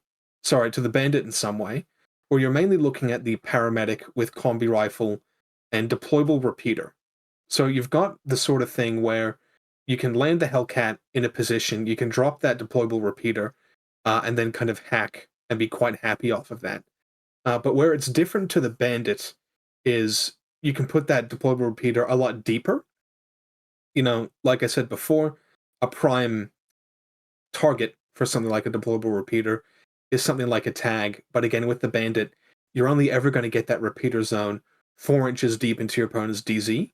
The Hellcat can go as deep as it likes. The Hellcat's also a viable specialist as well, which is a big thing. But I mean, if you take the Hellcat and you take the Bandit, it's going to be really difficult for your opponent to ever escape your hacking net, which is pretty hilarious. And look, BS-12 combi rifle, usually getting people in the back, it's a good weapon to have. And again, when you put down that Bandit, you need a plan immediately, but you can sort of have the Hellcat kind of up in the air, decide what you want to do with it a little bit later, and sort of potentially delay, see what your opponent does. But I think it is still going to end up being a key unit to StarCo. I would really be looking at taking either a Hellcat or a Bandit in most StarCo lists, especially now that the pictures have changed as well. You've got a very good picture unit in Uhahu, but again, she's not a massive BS. She doesn't have an X visor. So having these very dependable, deployable repeater dropping, deep striking troops, I think is very important. You've also got the hacker there as well as another good shout out. I played a Echo Bravo hacker in a game the other day in the Kale interference, and just having the ability to do all of those classifieds is really, really quality as well. Yeah, because it's one of those, because it's medium infantry, it's one of those super profiles. Is it veteran as well? I'm guessing it's spec trained. is You'd what be they tend to make surprised. them. Oh, it's elite. That's crazy. Yeah, so it's Cool. So- elite, it's medium. That's that's insane. So the only thing the hacker can't do is a paramedic and engineer specific ones, and then the paramedic can obviously do everything except for the hacker ones. Yeah. So yeah, I mean, you can take a Hellcat hacker and do most of the deck, which is pretty crazy. But look, yeah, as I said, I think they're 22 points and half an SWC. Yeah, and I think them getting so much cheaper, like drop troops in general getting so much cheaper, it's been fantastic. But I think when you're building StarCo lists, you do probably want either the Hellcat or the Bandit in most lists. Is what I'd hedge. If you don't have the brute force, you're going to have the sneaky tactics. And landing on a 15, landing 75% of the time is like really good. Yeah, that's without an Evo. I would still pack an Evo just because I'm bitch made, but you could absolutely just raw dog it and be fine. Yeah. It's no, also it's a good, interesting unit. Interesting unit. It's almost unheard of as well to have a 22-point regular hacker as a drop troop. They're usually in the mid-20s. Like, usually the killer hacker is like 22 points. But this regular hacker, 22 points. That's barely above, like basic line infantry hacker points for some factions. Like, it is very cheap for what you're getting. Yeah.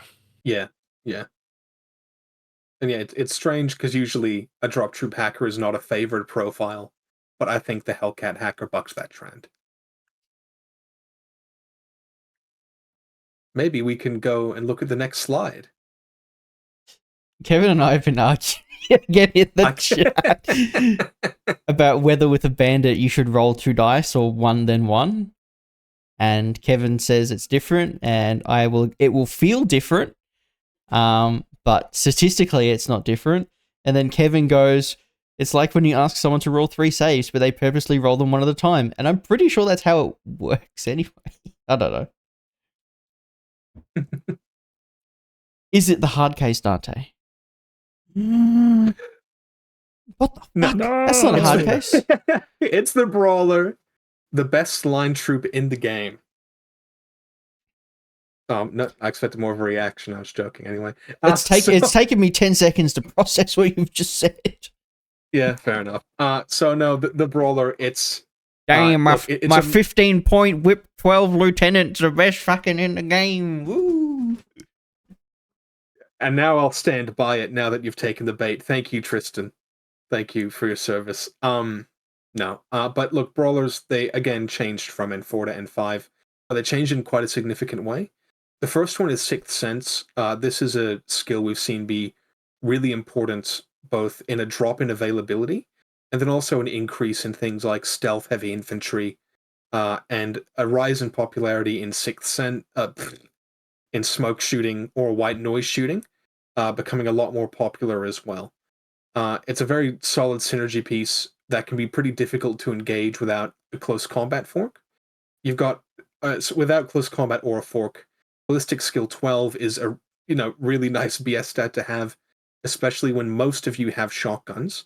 And inactive, a +1 burst shotgun is pretty cruel. It is only a light shotgun, so you're not getting the AP or the bonus damage. But with innate, it's you're shooting a +6 combi rifle, which is pretty nice. But there are 2 units here that I think are pretty key to StarCo, especially with how their link teams are set up, which is the MSV2 Sniper. Now, again, it is only BS12, but through smoke, which you've got decent access to, it's one of your safer shooting options. Without spending a ton of points, you don't necessarily have a lot of units who feel comfortable taking face-to-face rolls against scary things. And that's just part of being a mercenary faction that comes with the source. But just being able to do it with something very quick is really nice. And the one I've been really liking doing it with is the Sixth Sense Hacker. It is just a Whip 12 hacker with BTS 3, but once someone tries to do something against the Brawler hacker, say you've put that bandit down with that deployable repeater, Link of Hospitallers or something wants to sneak through, you trip the alarm with the 6th Sense Brawler, and either they just say, like, okay, I'll just hope and tank your 112, or they trip the rest of your network. So just having him there is kind of, I don't know, kind of a whistleblower almost, is a really valuable role to have. And of course, before we mentioned the engineer fits really well with the Tag Haris. The Doctor is also usable. So it's an important unit for the faction that brings some genuine skills to the table. I think it's important, but it reads so like mid. It does. It reads incredibly mid. And I'm not gonna ever fault someone for looking at a brawler and going like, ugh. But once you hit the table with them, I mean, just having, in a link team, burst 4 BS12 rifle, it's sometimes just enough to get you out of a situation. That light shotgun, it's just enough to get you out of a situation. They're just enough a lot of the time. Yeah. I feel like they are predicated on the fact that your opponent is playing fair. Whereas like the Brawler Hacker's great, but your opponent has linked pitches and then Trinity's you and you're on a 9 and they're on like 16s. Yeah, sure, but if they want to spend, look, thinking about pitchers these days, if they want to spend the effort getting to the midfield to get a decent pitcher down on me, and spend the hours to blow my Brawler Hacker's brains out, I'm like incredibly okay with that effort. Like, that's fine. Like, great, you didn't kill Uhahu. Congratulations, idiot. Like, I don't know. I'm okay with that.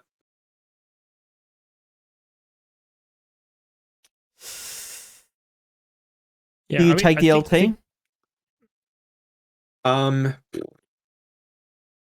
If you have to. You've got 3 LT options that all have their niches. The first one is the Aguacil. Who's your cheapest hacker? You're not paying for a ton of bloat. It still has good link options, but it does cost you half a Swick. And you are a very Swick-heavy faction. All of your guns cost, you don't have any discount guns. You don't have like Red Furies or +1 burst contenders running around. Aside from the Anaconda, you've got a Thunderbolt on an Anaconda, but it's still paying 1.5 Swick for the AP Spitfire. So all of your heavy weapons you are paying for. On top of that, you're a hacking faction. And then on top of that, your Bandit or your Hellcat either cost a Swick just because they're a mine layer or sort of want an Evo hacker. So you run very heavy on Swick. So a lot of the times the Aguacil, you're disincentivized to run it just because of Swick cost.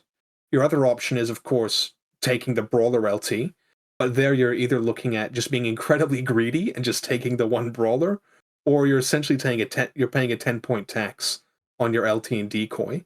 The last option is the Mobile Brigada Lieutenant, who is actually really good, and I think the one you want to try for the most, because it's got some synergy with a Timbot 6. But you're a Merc faction, the Lieutenant issue is a genuine quandary. I mean, I'm just taking a look when we're talking about lieutenants. I mean, if you do take the Mobile Brigada Lieutenant and you want to link it, if you do, it is a firewall neg 6, so kind of works with that brawler 6th Sense hacker. I mean that's one way to do it. When you can take, a Brigada HMG, Brigada LT, and a Brawler hacker, that's one way to protect it really well. Or you can just staple like Naufanuhahu to it, and that's pretty big ups as well. There's lots of good ways to link your Mobile Brigada. I think Mobile Brigada are actually really good and really important for the faction. Yeah. I think that Tinbot actually can do a lot. Of work. It's cracked. It's cracked. It's funny when you have shit factions. Yeah. When you have shit factions, a single Tinbot on a unit is like, oh my god, this saves the faction, guys. No, I mean, look, genuinely, a Timbot 6 on Uhahu who's got no winding cap and some BTS, like, that's annoying. That's annoying. Yep. Yeah. Yep. All right, moving along. It's number 5. I was thinking, well, let's see Rahul. What the fuck? Oh, it's the Hurricanes! Oh, damn, the hard case must have infiltrated my final slide here, guys. Kevin just creamed his Yeah, pants. baby. Yep. Mhm. So no, we got the hard case. He got a really, really great boost with the recent update, mainly from US Ariadna. So big ups to those guys. Now the hard case, he was a pretty cool unit in N4, but sort of suffered a bit going to N5 where he lost his template. But hey, he's got that that template back and more. And I think he's genuinely a really, really cool unit now. So the first one, of course, you've got the boarding pistol. This gives you back the shotgun template. That's bare minimum. But then we got a lot more icing on top of the cake. First one is tack bow +1 special dice. And I have never in my life been excited about a tack bow. Just you wait till we get to Acontecimento. Oh, shut the fuck up. That's at least viral. But no, this tack bow is going to go viral because it's cracked. +1 special dice and arrow. You're a Fizz 13 model, and this links now with that you have mimetism as well. The hard case didn't used to have mimetism. It was a beautiful, beautiful Mimneg 0 camo marker. So suddenly, if someone comes around the corner on the hard case, you can shoot 2 tack bows at them, which, you know, they are only PS8, but they are DA, which is quite nice, and can potentially up that lethality. And yeah, you know, they can be a genuinely annoying face-to-face roll for units to take. Yeah, the 100%. decoy is really nice too, just sort of adding to a bit of, oh, what's going on here? Because really, every StarCo list, you're probably taking the Al Hawa, just because they're your only viable killer hacker. And if your opponent knows that, having the hard case, the decoy, and the Al Hawa, just sort of making that block in front of you is really nice. The other thing is to, and this is one thing Kevin's done to me a few times, is they infiltrate half the time, and they're just sort of cheap enough to throw in and give it a crack, because they're a nice unit to get sort of a bit up the table. They can go into a DZ if they want to, or they can kind of block off an annoying point. But if they fail the roll, oh well, who gives a shit? That was sort of And their I'm old being use. told, and I'm being told they've always had Mim. Okay, that's fine. They're still cool. Yeah, funnily enough, for 12 points, to have an infiltrating 2 dice in ARO on 13s with Mim is surprisingly good. Yeah. Like, And you can usually put it in a nook to where it's going to be really hard for your opponent to engage it, you know, at a ranged band that works for them. And you know, you have to respect it. So that decoy is actually useful. You can set it up at a junction to block off 2 lines of approach. Yeah, I mean, having had a little bit of tack, being able to sort of put a bunch of sort of decoys semi in the way. I mean, these are even better because you can infiltrate them at least halfway up the board, if not more. It's a great option to just be like, I block it. You've got to make a decision. Some people are really cautious about it. Some people are really gung ho about it, and sometimes there's like I'm a cautious player. I've spent games worried about what ended up being a freaking mine, and some gung ho players run in, and that boarding shotgun takes out a fire team. Yeah, absolutely. It's got a lot of potential to it, and it's a really cool uplift for a unit that was so bad. yeah, it was alright. I think, so how hard is the irregular game for StarCo? It's a genuine consideration. There is one irregular you're always running, which is the Ermendino. And then you've sort of got 2 more slots that you can dice up between other irregulars or off-the-table units. It's very similar to Corregidor in that sense, with irregular and off-the-table management.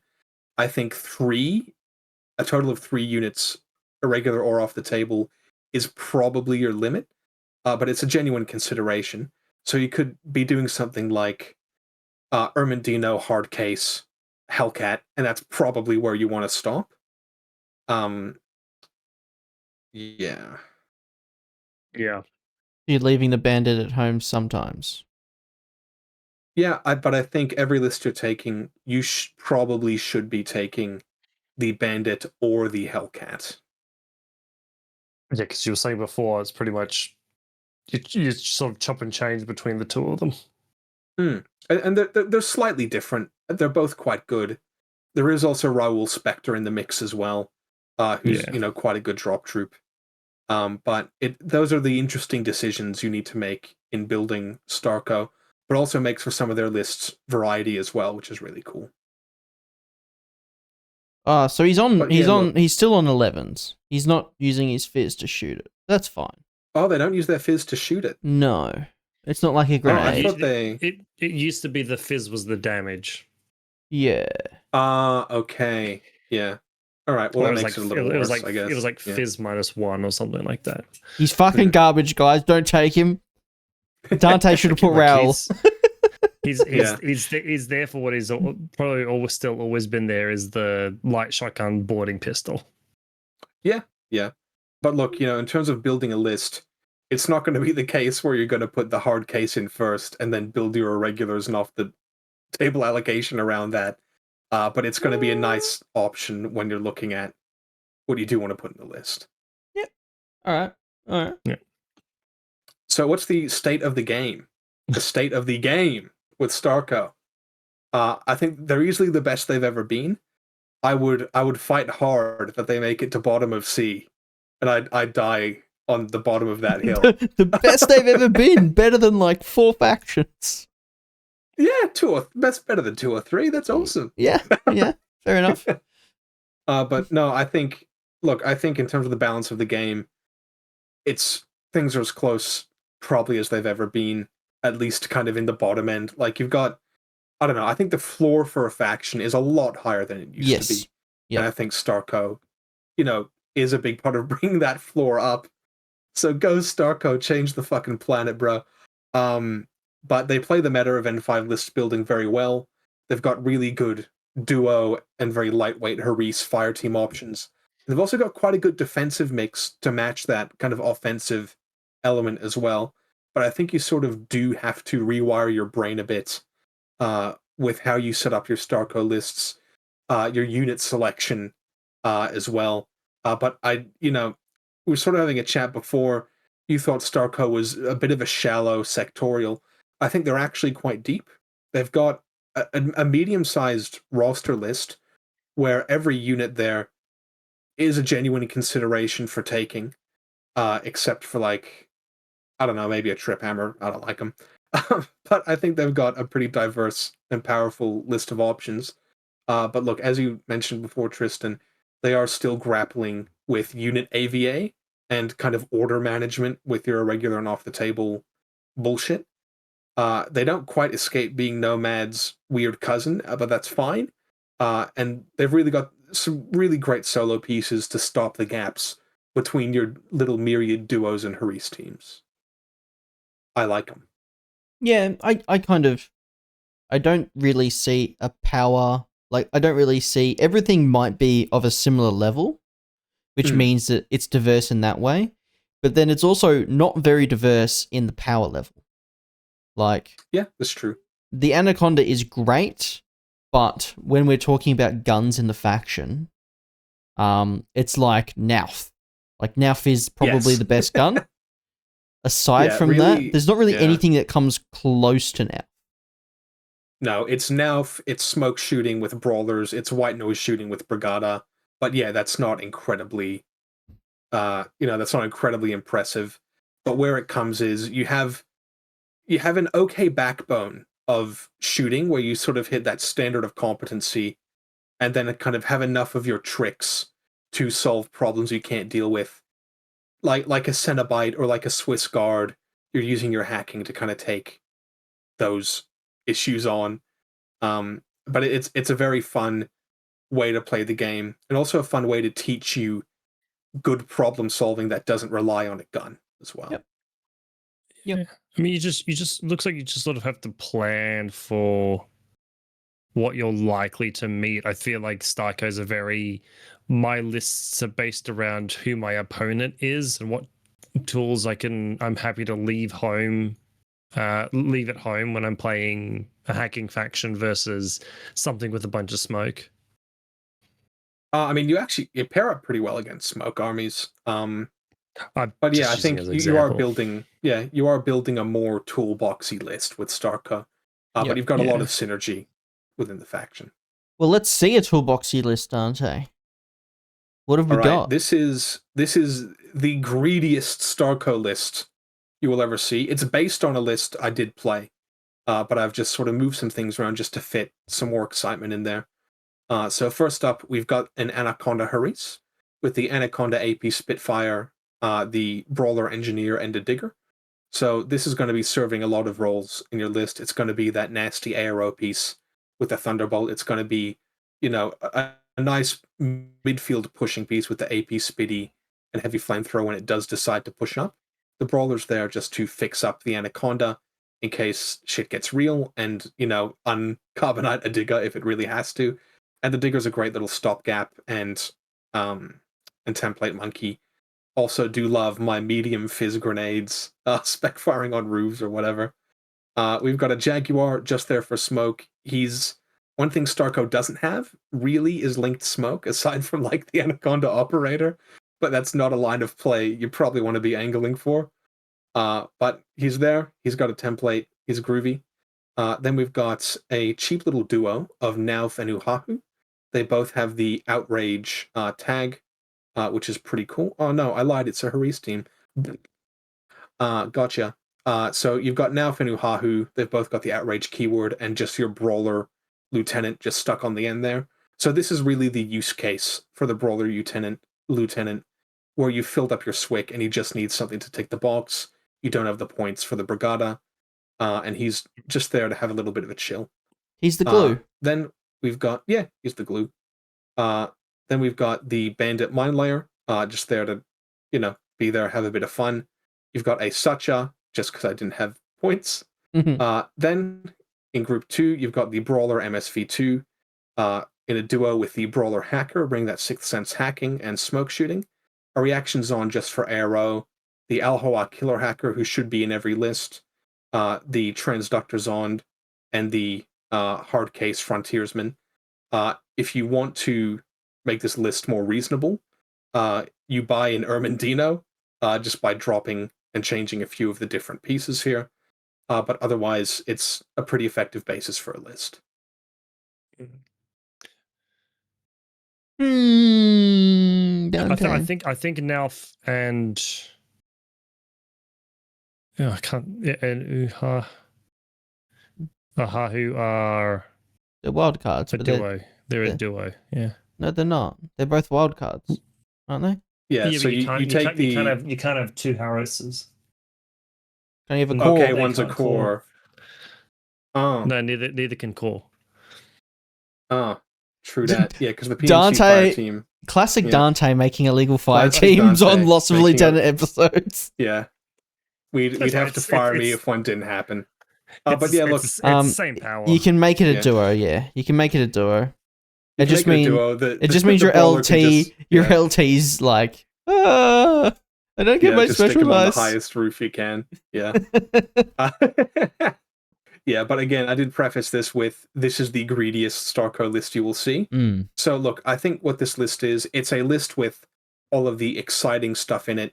Take this list, take out an element that, pick the elements you like, take out the elements you don't, and then add reasonableness into the list from there. I mean, it's funny when you look at it though, because it's still got like a good sort of active specialist fire team with the Anaconda. It's still got good ARO with the two, well, no, the three, like the two duos and the reactions on. It's got midfield presence and it's not the worst midfield presence either. So it's really like for a mercenary army, it's really not that shabby at all.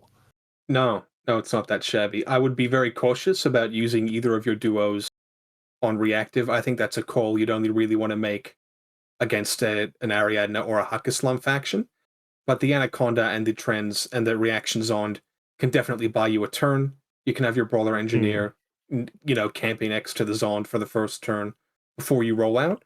And then as you pick off your opponent's pieces, you can start looking at, okay, am I going to leave up one of the snipers, that sort of thing. I mean... Yeah. But yeah, as a Merc faction, nope, come on. Yeah. I mean, Nalf is like, if you've got a problem, he's so good to just like pop his head up and be like, I'm burst, I burst 3.5 on my sniper rifle. Yeah. He's fine. Hello, I'm a DA HMG. He's fine. He's not breaking the game. And if he takes a stray, he's sad. Because he doesn't have a cube, so you get one shot.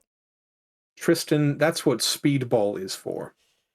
Yes, StarCo is very glad the Speedball is in the game. Yeah. Yeah. Oh, God, StarCo is open mouth kissing Speedball. Okay, let's put StarCo in the past, because that's where they deserve to be. StarCo futures. Invest now. No, don't do it by putts. All right. It is the final and arguably worst Pano revamped sectorial that we have. It is Shock Army of Acontecimento.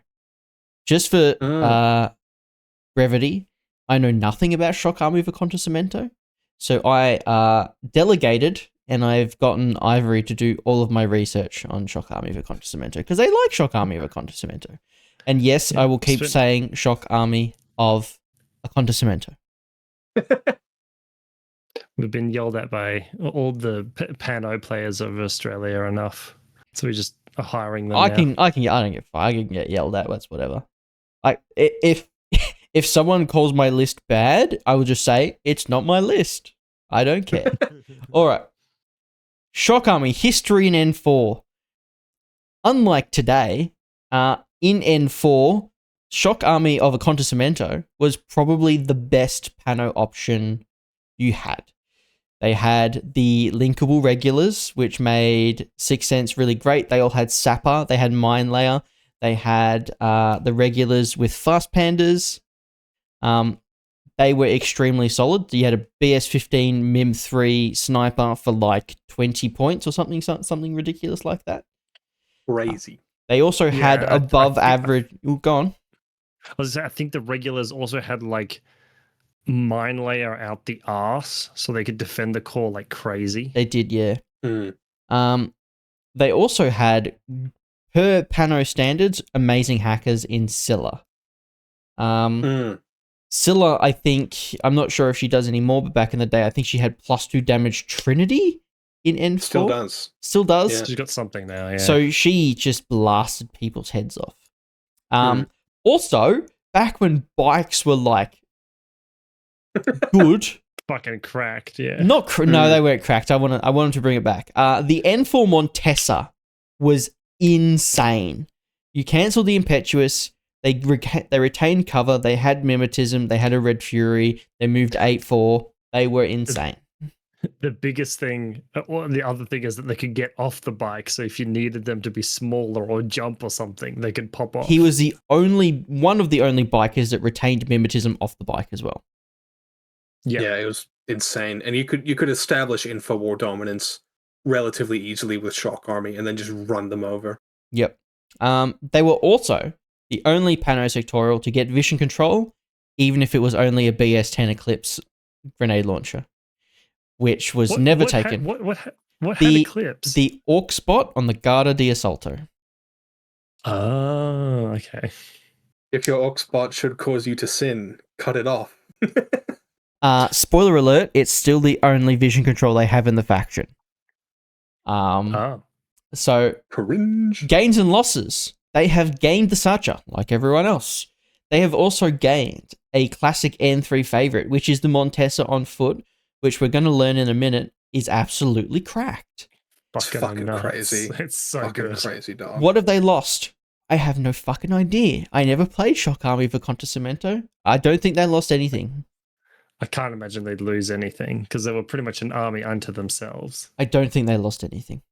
The fire teams, if they however, lost anything, I don't know if they'd have enough units to make a sectorial. N4 Shock Army of Acontecimento had great fire teams options because keywords weren't a thing, and sappers were insane.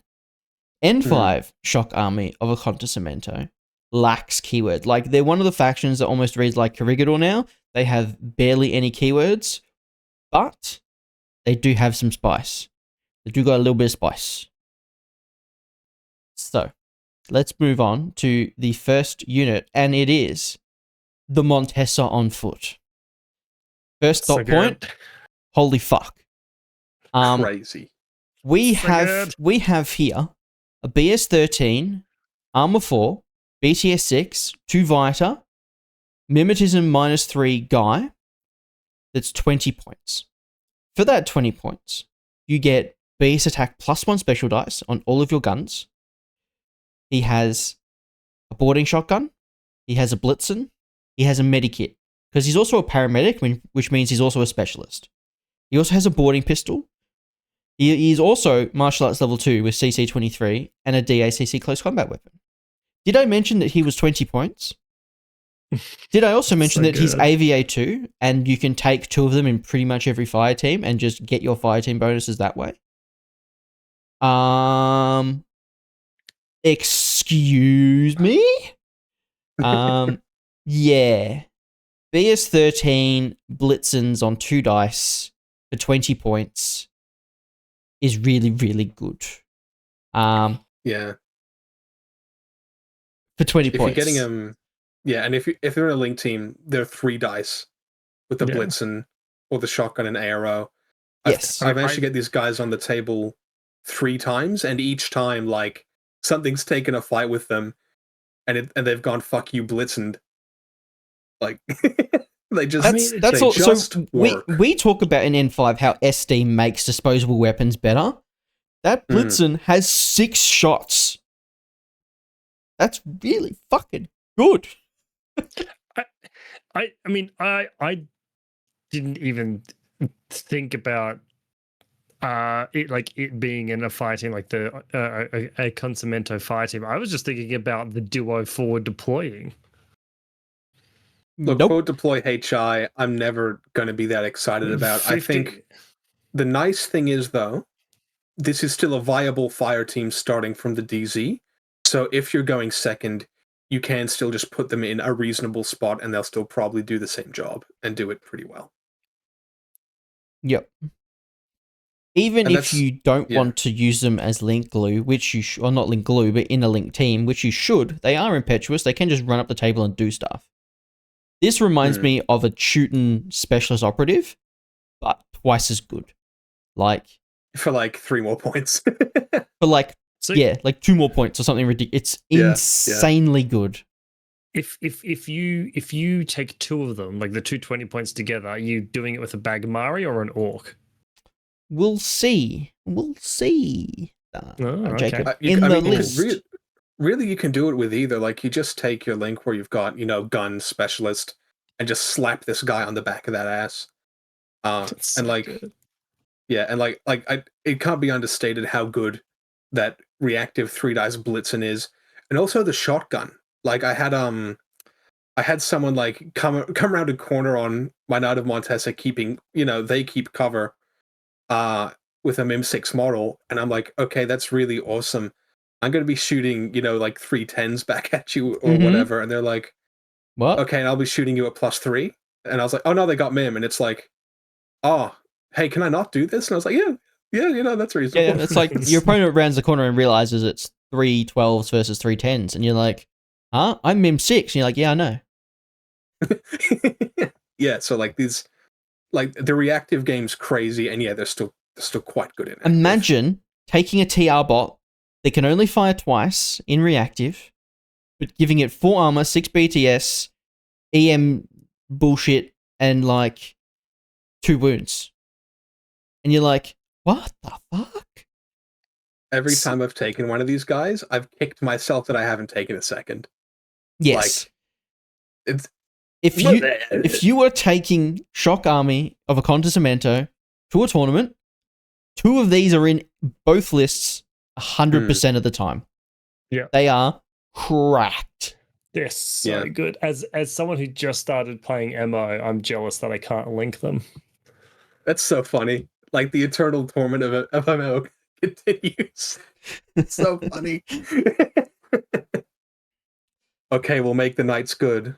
Oh, but you don't get this one. Yeah. This one, he's over there. Yeah.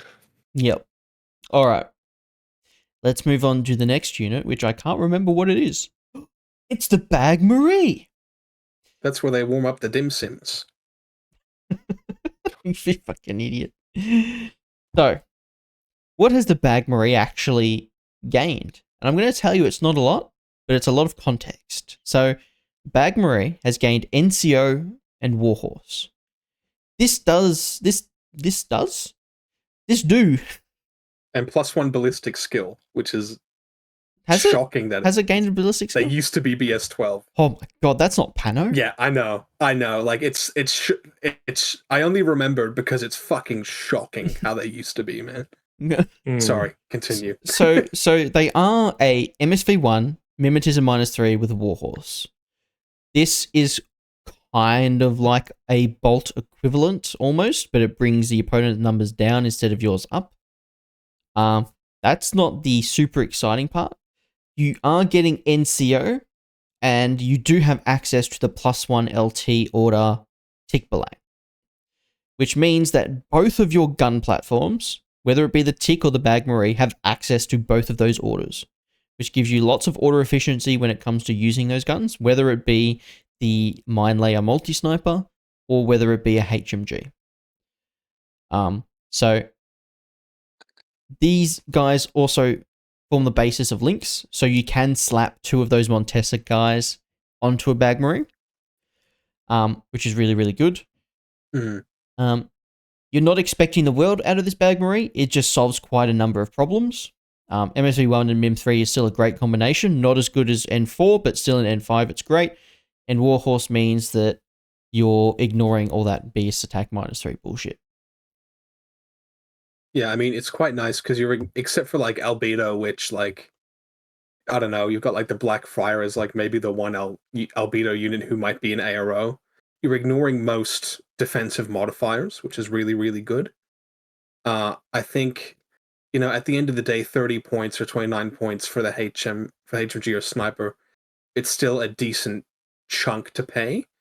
But Shock Army, it's not that expensive of a faction. I think also having Warhorse, I think the Warhorse hacker is fine. I think we're seeing a lot more hackers like Pandora or like the Knight of Justice hacker who trinitying them isn't really an efficient option, but isolating them is, and not being able to get isolated back while you're trying to do that is pretty nice. Yep. I agree. So yeah, guys, if you're taking a tick belang, take a Bag Marie. I don't think you should be taking tick belangs in this faction, but I'll save that for later. Well, Ivory disagrees with you. Ivory disagrees with me on a lot of things. See the In My List episode. All right, let's move on to the Akalis. So overall, they have gotten 2 to 3 points cheaper on each profile. The profile that I was directed to, which I think is a new profile, is the Specialist Operative with +1 burst boarding shotgun, decharges, and a deployable repeater. It's the cheapest profile at 21 points. The Kalis are also medium infantry and elite veterans, I believe. Yeah, they are elites. It's pretty much a Pano Hellcat. Yes. Yeah. It's quite similar to a Pano Hellcat. Which, I mean, Dante's already told you how good a Pano Hellcat is, so this is kind of very much of the same thing. It is another way of getting that range out there. You don't have white noise, unfortunately, unlike StarCo, but you can... StarCo dub. You can walk in, you can drop it, you can try and steal a tag. The better thing about this is, I think the Hellcat isn't a specialist, and this one is. No, it's the Hellcat paramedic who's got the deployable repeater. Oh, okay. So they're both specialists. It's still great nonetheless. Yeah.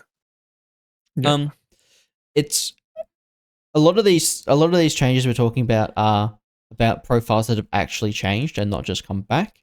So it might not be the most exciting change, but the tiny tweaks here will probably mean that you're going to see an Akali in maybe every second list that you run against, just because they're so cheap and they're so efficient at what they do. I think that's a pretty reasonable take.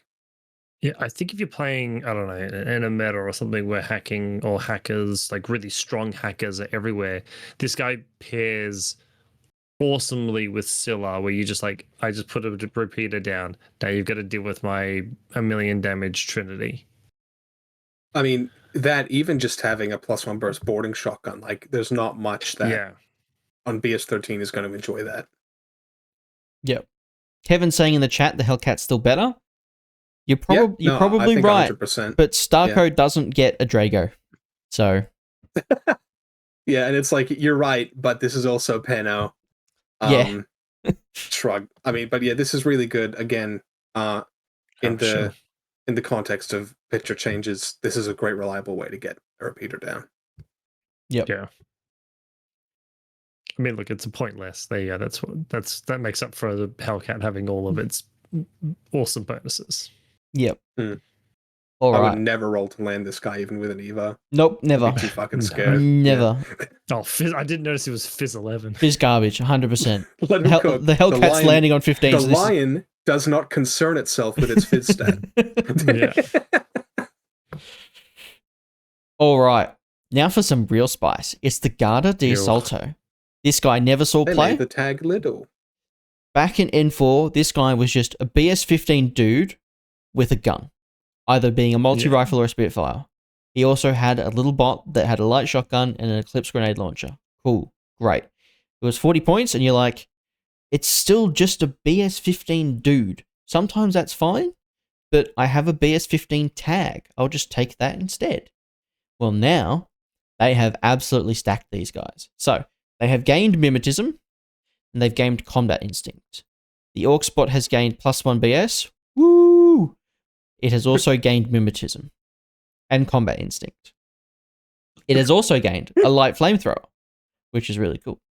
But the good stuff is the Assaulto has a new profile, which is a +1 burst HRL that also comes with a heavy flamethrower and decharges.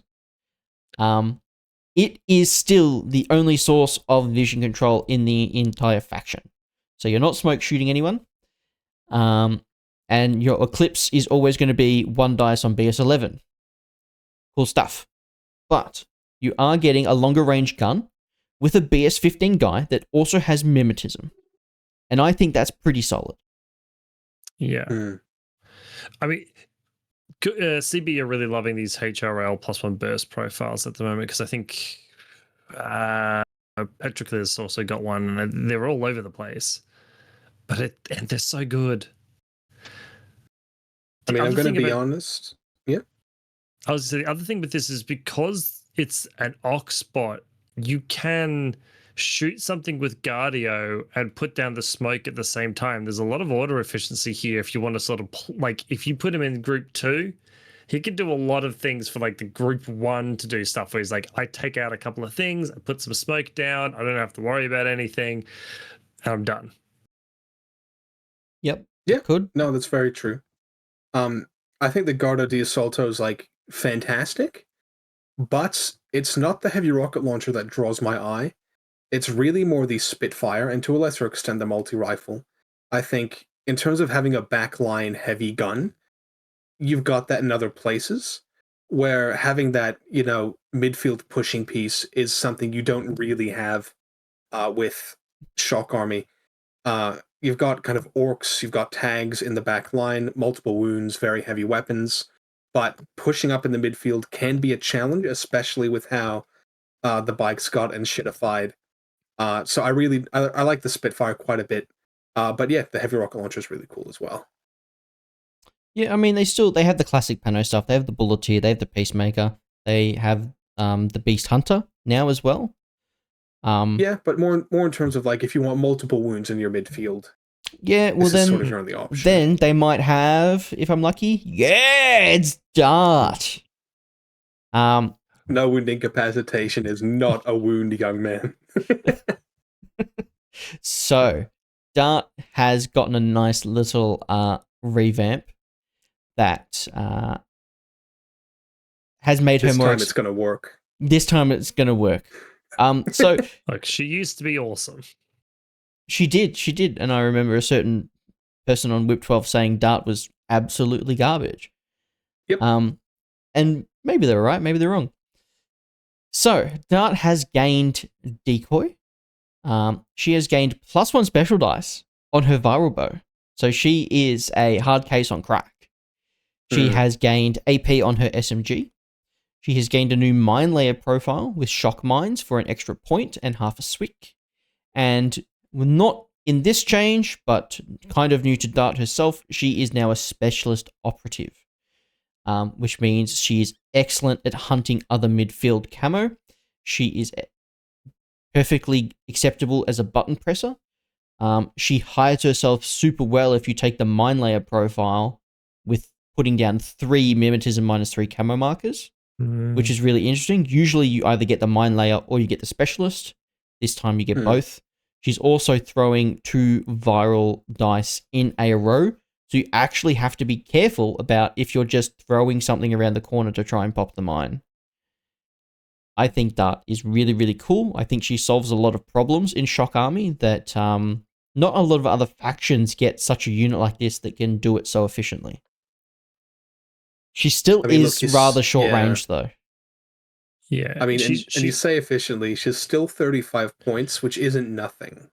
Oh, yeah. She pays for it, but on the table, she's pretty much outgunning every other skirmisher she's going to fight against. Yeah. She's still got, like, yeah, she's always been vaguely expensive. But she's also really order intensive. So you have to be careful with her, because that 4-2 move, even with climbing plus, and even with the forward deployment, it can take a while for you to sort of get her into position where you can utilize all her short range shit. So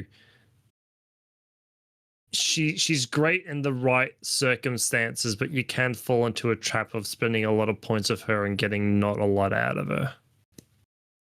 It depends. Like, sometimes you actually want to shoot in her 0 range band because she has the MSV that cancels out the opponent's mimetism. So she might be on 10s, but then the opponents are like, oh shit, I'm on like 5s, or I might just dodge, in which case it's free shots. Yeah. The AP doesn't really mean anything. She retains her EM grenades, so that's, whatever. Here's for 13 EM grenades. I'm not as massive fan as Dante is. Sometimes it works, sometimes it doesn't. The 2 dice and ARO is really interesting. I've bricked tags with a dart spec fire EM grenades. 100%. I would, if it wasn't for the mine layer profile, I would say always take the EM grenades. Now I would say you're taking the EM grenades or you're taking the mine layer. The mine layer is sick. Putting 3 markers down and telling your opponent each of these could throw 2 viral bows at you with MSV1 and MIM3. That's real nice. You've also got the Pano Beast Hunter in faction as well. So you're going to be taking that a fair amount of the time. That's 4 markers. That's annoying as fuck. Oh, I was about to say, what else do they have that only Naga's in the Beast Hunter? Normally with I feel like the decoy mine layer, I don't know, I feel more positive towards it when there are other things that it could be. There's not a lot in Shock Army. There's definitely, like, your opponent really doesn't want to face check either Dart or the Beast Hunter. 4 camo markers can let you cover so much of the midfield that your opponent might have to face check one of them through no choice of their own. Yeah. You've also got mine layer peacemakers who can add more bullshit as well. So. Yeah, and it's I mean, not that a Consentimento are really an army to do null deployment, but if you had to do it, this is the sort of profile that helps you slow your opponent down so they don't get up into your face where you don't want them. The one thing I will say is that I think the mine layer does have a lot of competition with the Swick cost. You've got a mix of, being a Pano faction, or you do want heavy guns. Again, you don't have any cheap Swick guns in faction. And on top of that, you're pretty good at hacking. So you've got a pressure of a heavy gun faction, a pressure of a bit of enough hacking to be annoying on your Swick, and then also having other mine layers who you don't mind taking at all. So I think there is competition in the mine layer slot, but whichever dart you take, if it's the EM or the mine layer, I think you're going to be pretty happy. Yeah. All right, final profile. Nope, that was the final profile, guys. All right, State of Acontecimento. Unfortunately, we've kind of talked about how some of these profiles are really good. I'm going to say that they're fighting for last place of the Pano Sectorials with Svalheim. I'll say they are last place. Dante will say they're last place. You'll look at Rob's tier list and you'll see that Acontecimento is like solid B and Sval is like solid C. I don't necessarily agree with that. Sval have some really high highs. They have some really low lows, but they have some really high highs. I think it's a lot closer between Acontecimento and Svalheim than it seems on paper. I think for me, what hasn't changed with Shock Army is you are still lacking a bit of flexibility. Is your main issue? You're a small roster list with units that have a fair amount of overlap, and you're still built in a very traditional Pano sense, where here's your cool line troop, here's your Mim 3 visor medium infantry, here are your orcs. And I think that's what's holding you back in Acontecimento, is just being very traditionally built with just not enough spice to necessarily give you that flexibility you need.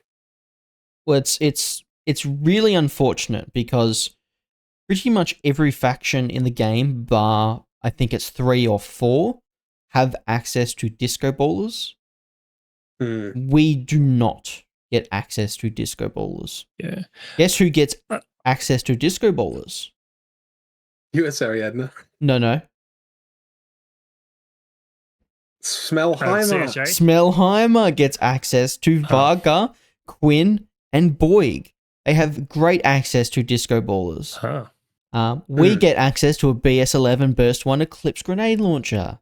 So if there's something that you can't face, like Svalheim, I think, is going to be able to play a more fair game against a faction that's in S tier than Acontecimento will.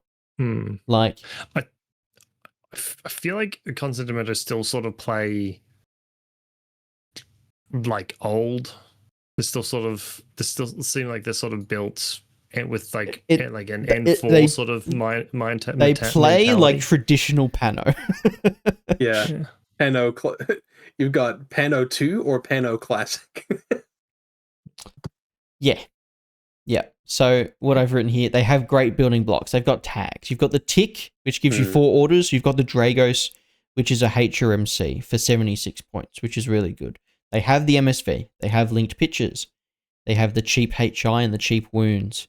Quality close assault in things like the Beast Hunter and potentially Dart, but kind of not really. They have a decent drop troop. They don't get vision control, and they don't get albedo or white noise. So they don't have as many tools as the rest of Pano now. They have to do things more traditionally, but they don't necessarily do that traditional thing better than any other sectorial of Pano. Like a Drago isn't really that much better than a Jotun or a Squalo or, any of the other main battle tags in Pano. So they kind of like fight, like they shoot just as well as most Pano. They do everything else kind of a little bit worse. But they get some I think they've still got a really nice standard of hacking. Sure, you're not up there with military orders or NCA, but like you're still really quite solid. Absolutely. Like Scylla is a great hacker. With a very easy way to put a tin bot on her as well. Like neg 6 to hacker. That's annoying as hell. Absolutely. And I think, I mean, the regular fire team is still like one of the most defensive things I've ever seen, with like the sapper sniper, the tons of mine layer that you can put out for not that much. And I think Swick. Where did he go? The mine layers are zero Swick. No Swick. Yeah. A no Swick mine layer with triangulated fire sensor and all that sort of thing. So they've got bits and pieces, and at the very least, I think the biggest problem is what they'll do in the active turn, without just relying on like Knight of Montessas. Yeah, I mean, I think something to watch with Shock Army will be, does the regular core team survive? Because I think realistically, you've only got one reason to continue taking it, and that's to get Sixth Sense on the sniper and the hacker. Otherwise, if you're not valuing that, I'd really start to pivot to Haris teams, because you just don't need to be putting that many. It's too many slots in a faction that already lacks flexibility. You can really benefit with those slots, getting other tools to a very limited toolbox. But, but genuinely, 2 sapper snipers on 13s with Sixth Sense to avoid smoke shooting. You might be taking a Peacemaker, having the regular hacker in there be Sixth Sense. That's really good as well. I don't know which way it's going to go, but it's going to be an interesting thing to watch. Yeah. The ARO game's there. Like, the long-range firepower is there, like every other Pano. It's just like, that Beast Hunter is, like, carrying a lot on its shoulders, and if you have points for Dart, like, Dart can clear a midfield, she can definitely, like, it's a lot harder for her to go beyond that. Yeah, and like Knight of Montessa on foot sound great when they run up the table, perfect. They're still, vulnerable to certain things. They're still vulnerable to hacking. They're still vulnerable to like a flamethrower.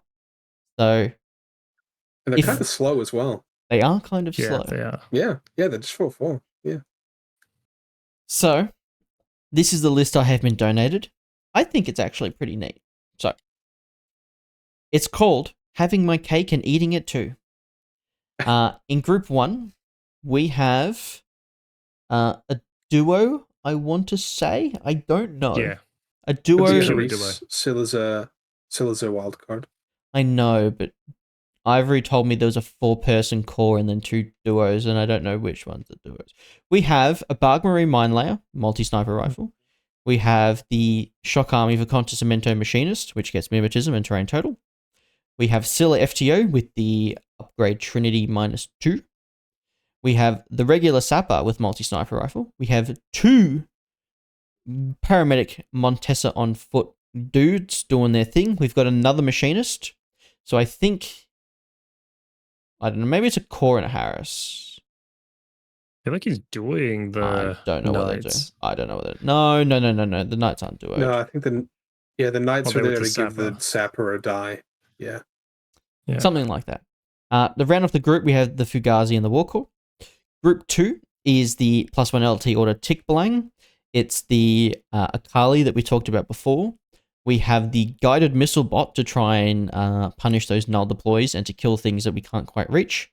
We have the Tech B, we have the Mule bot to reload pitches, and to top it off, we have that beautiful 15-point Beast Hunter. It comes to 300 points and 6 spick, so it's perfect. The list has quite a bit of gun. It's got quite a bit of meat, lots of 2 wounds. And the Tick Blang, obviously, it is rather vulnerable to that Tick Blang being scalped out. And obviously, the close assault is kind of mediocre. You have to be really careful with that Beast Hunter. But yeah, it's got a lot of avenues of attack. There isn't a dart, unfortunately. But yeah. No, look, I really like the design of this list. I think generally I'm not a big fan of the Tick Blang specifically in Shock Army. I think Shock Army does struggle a bit with armor piercing, so I'd really be incentivized to take the Drago instead. But I think what this Group 2 has essentially done here is have a lot of flexibility where the Tick Blang can have its 4 orders to itself if it needs it, or you can just bring in the Alki, or you can go for the guided strategy, which is a way to deal with your armor problem. So I think the design of the Group 2 here is actually pretty genius. So hats off to Ivory there.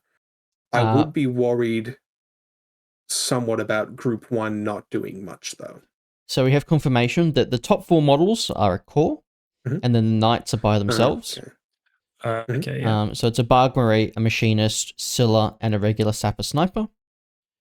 I don't know if I love that. Yeah. I mean, look, you can take this list and build the links how you want. That's a nice aspect to it. Yeah. Yeah. I mean, it's a cool mix of units. I really like the design of Group 2. Yeah, I suppose. Yeah, I mean, my only concern is what was mentioned before, is it feels like once you know, especially if you're able to, I don't know, white noise, disco ball or whatever around the bag Mari, once that tick belang is dealt with, you don't really have any sort of piece to do much.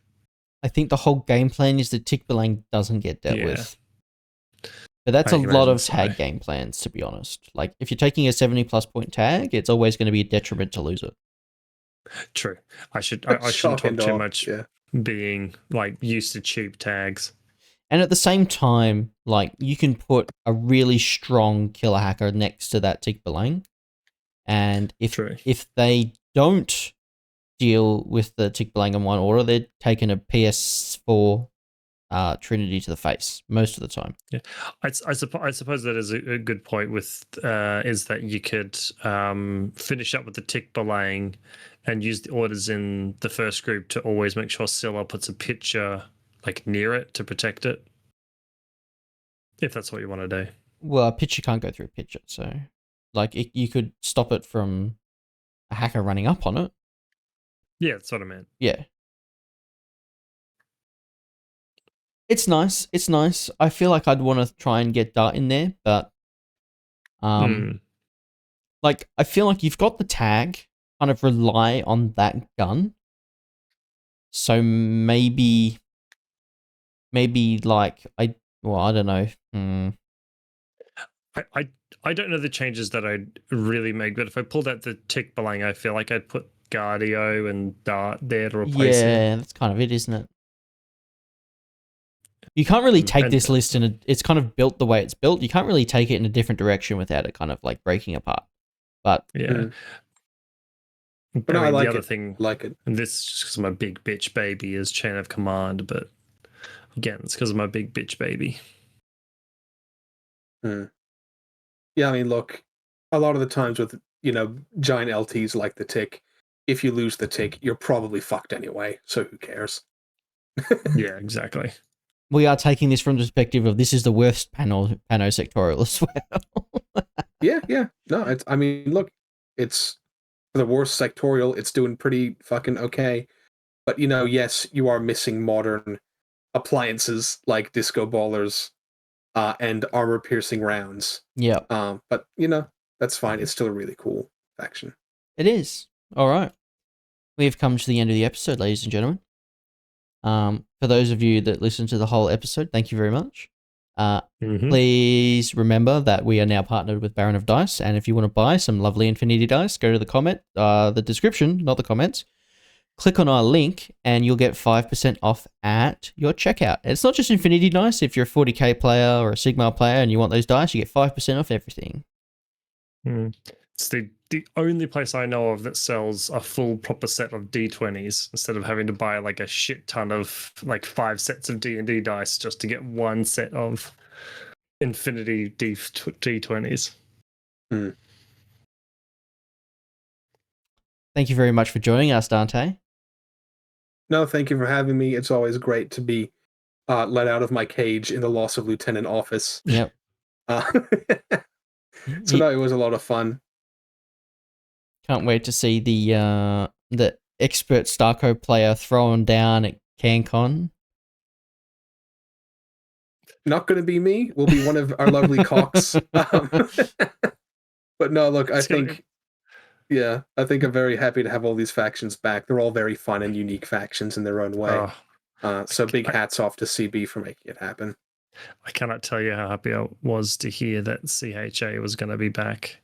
Most exciting Infinity news pretty much since the dropping of N5. I was like, fuck yeah. Fair enough. All right, ladies and gentlemen. My name's Tristan. I'm Jacob. I'm Dante. And we'll see you guys next time. Good night. Bye-bye.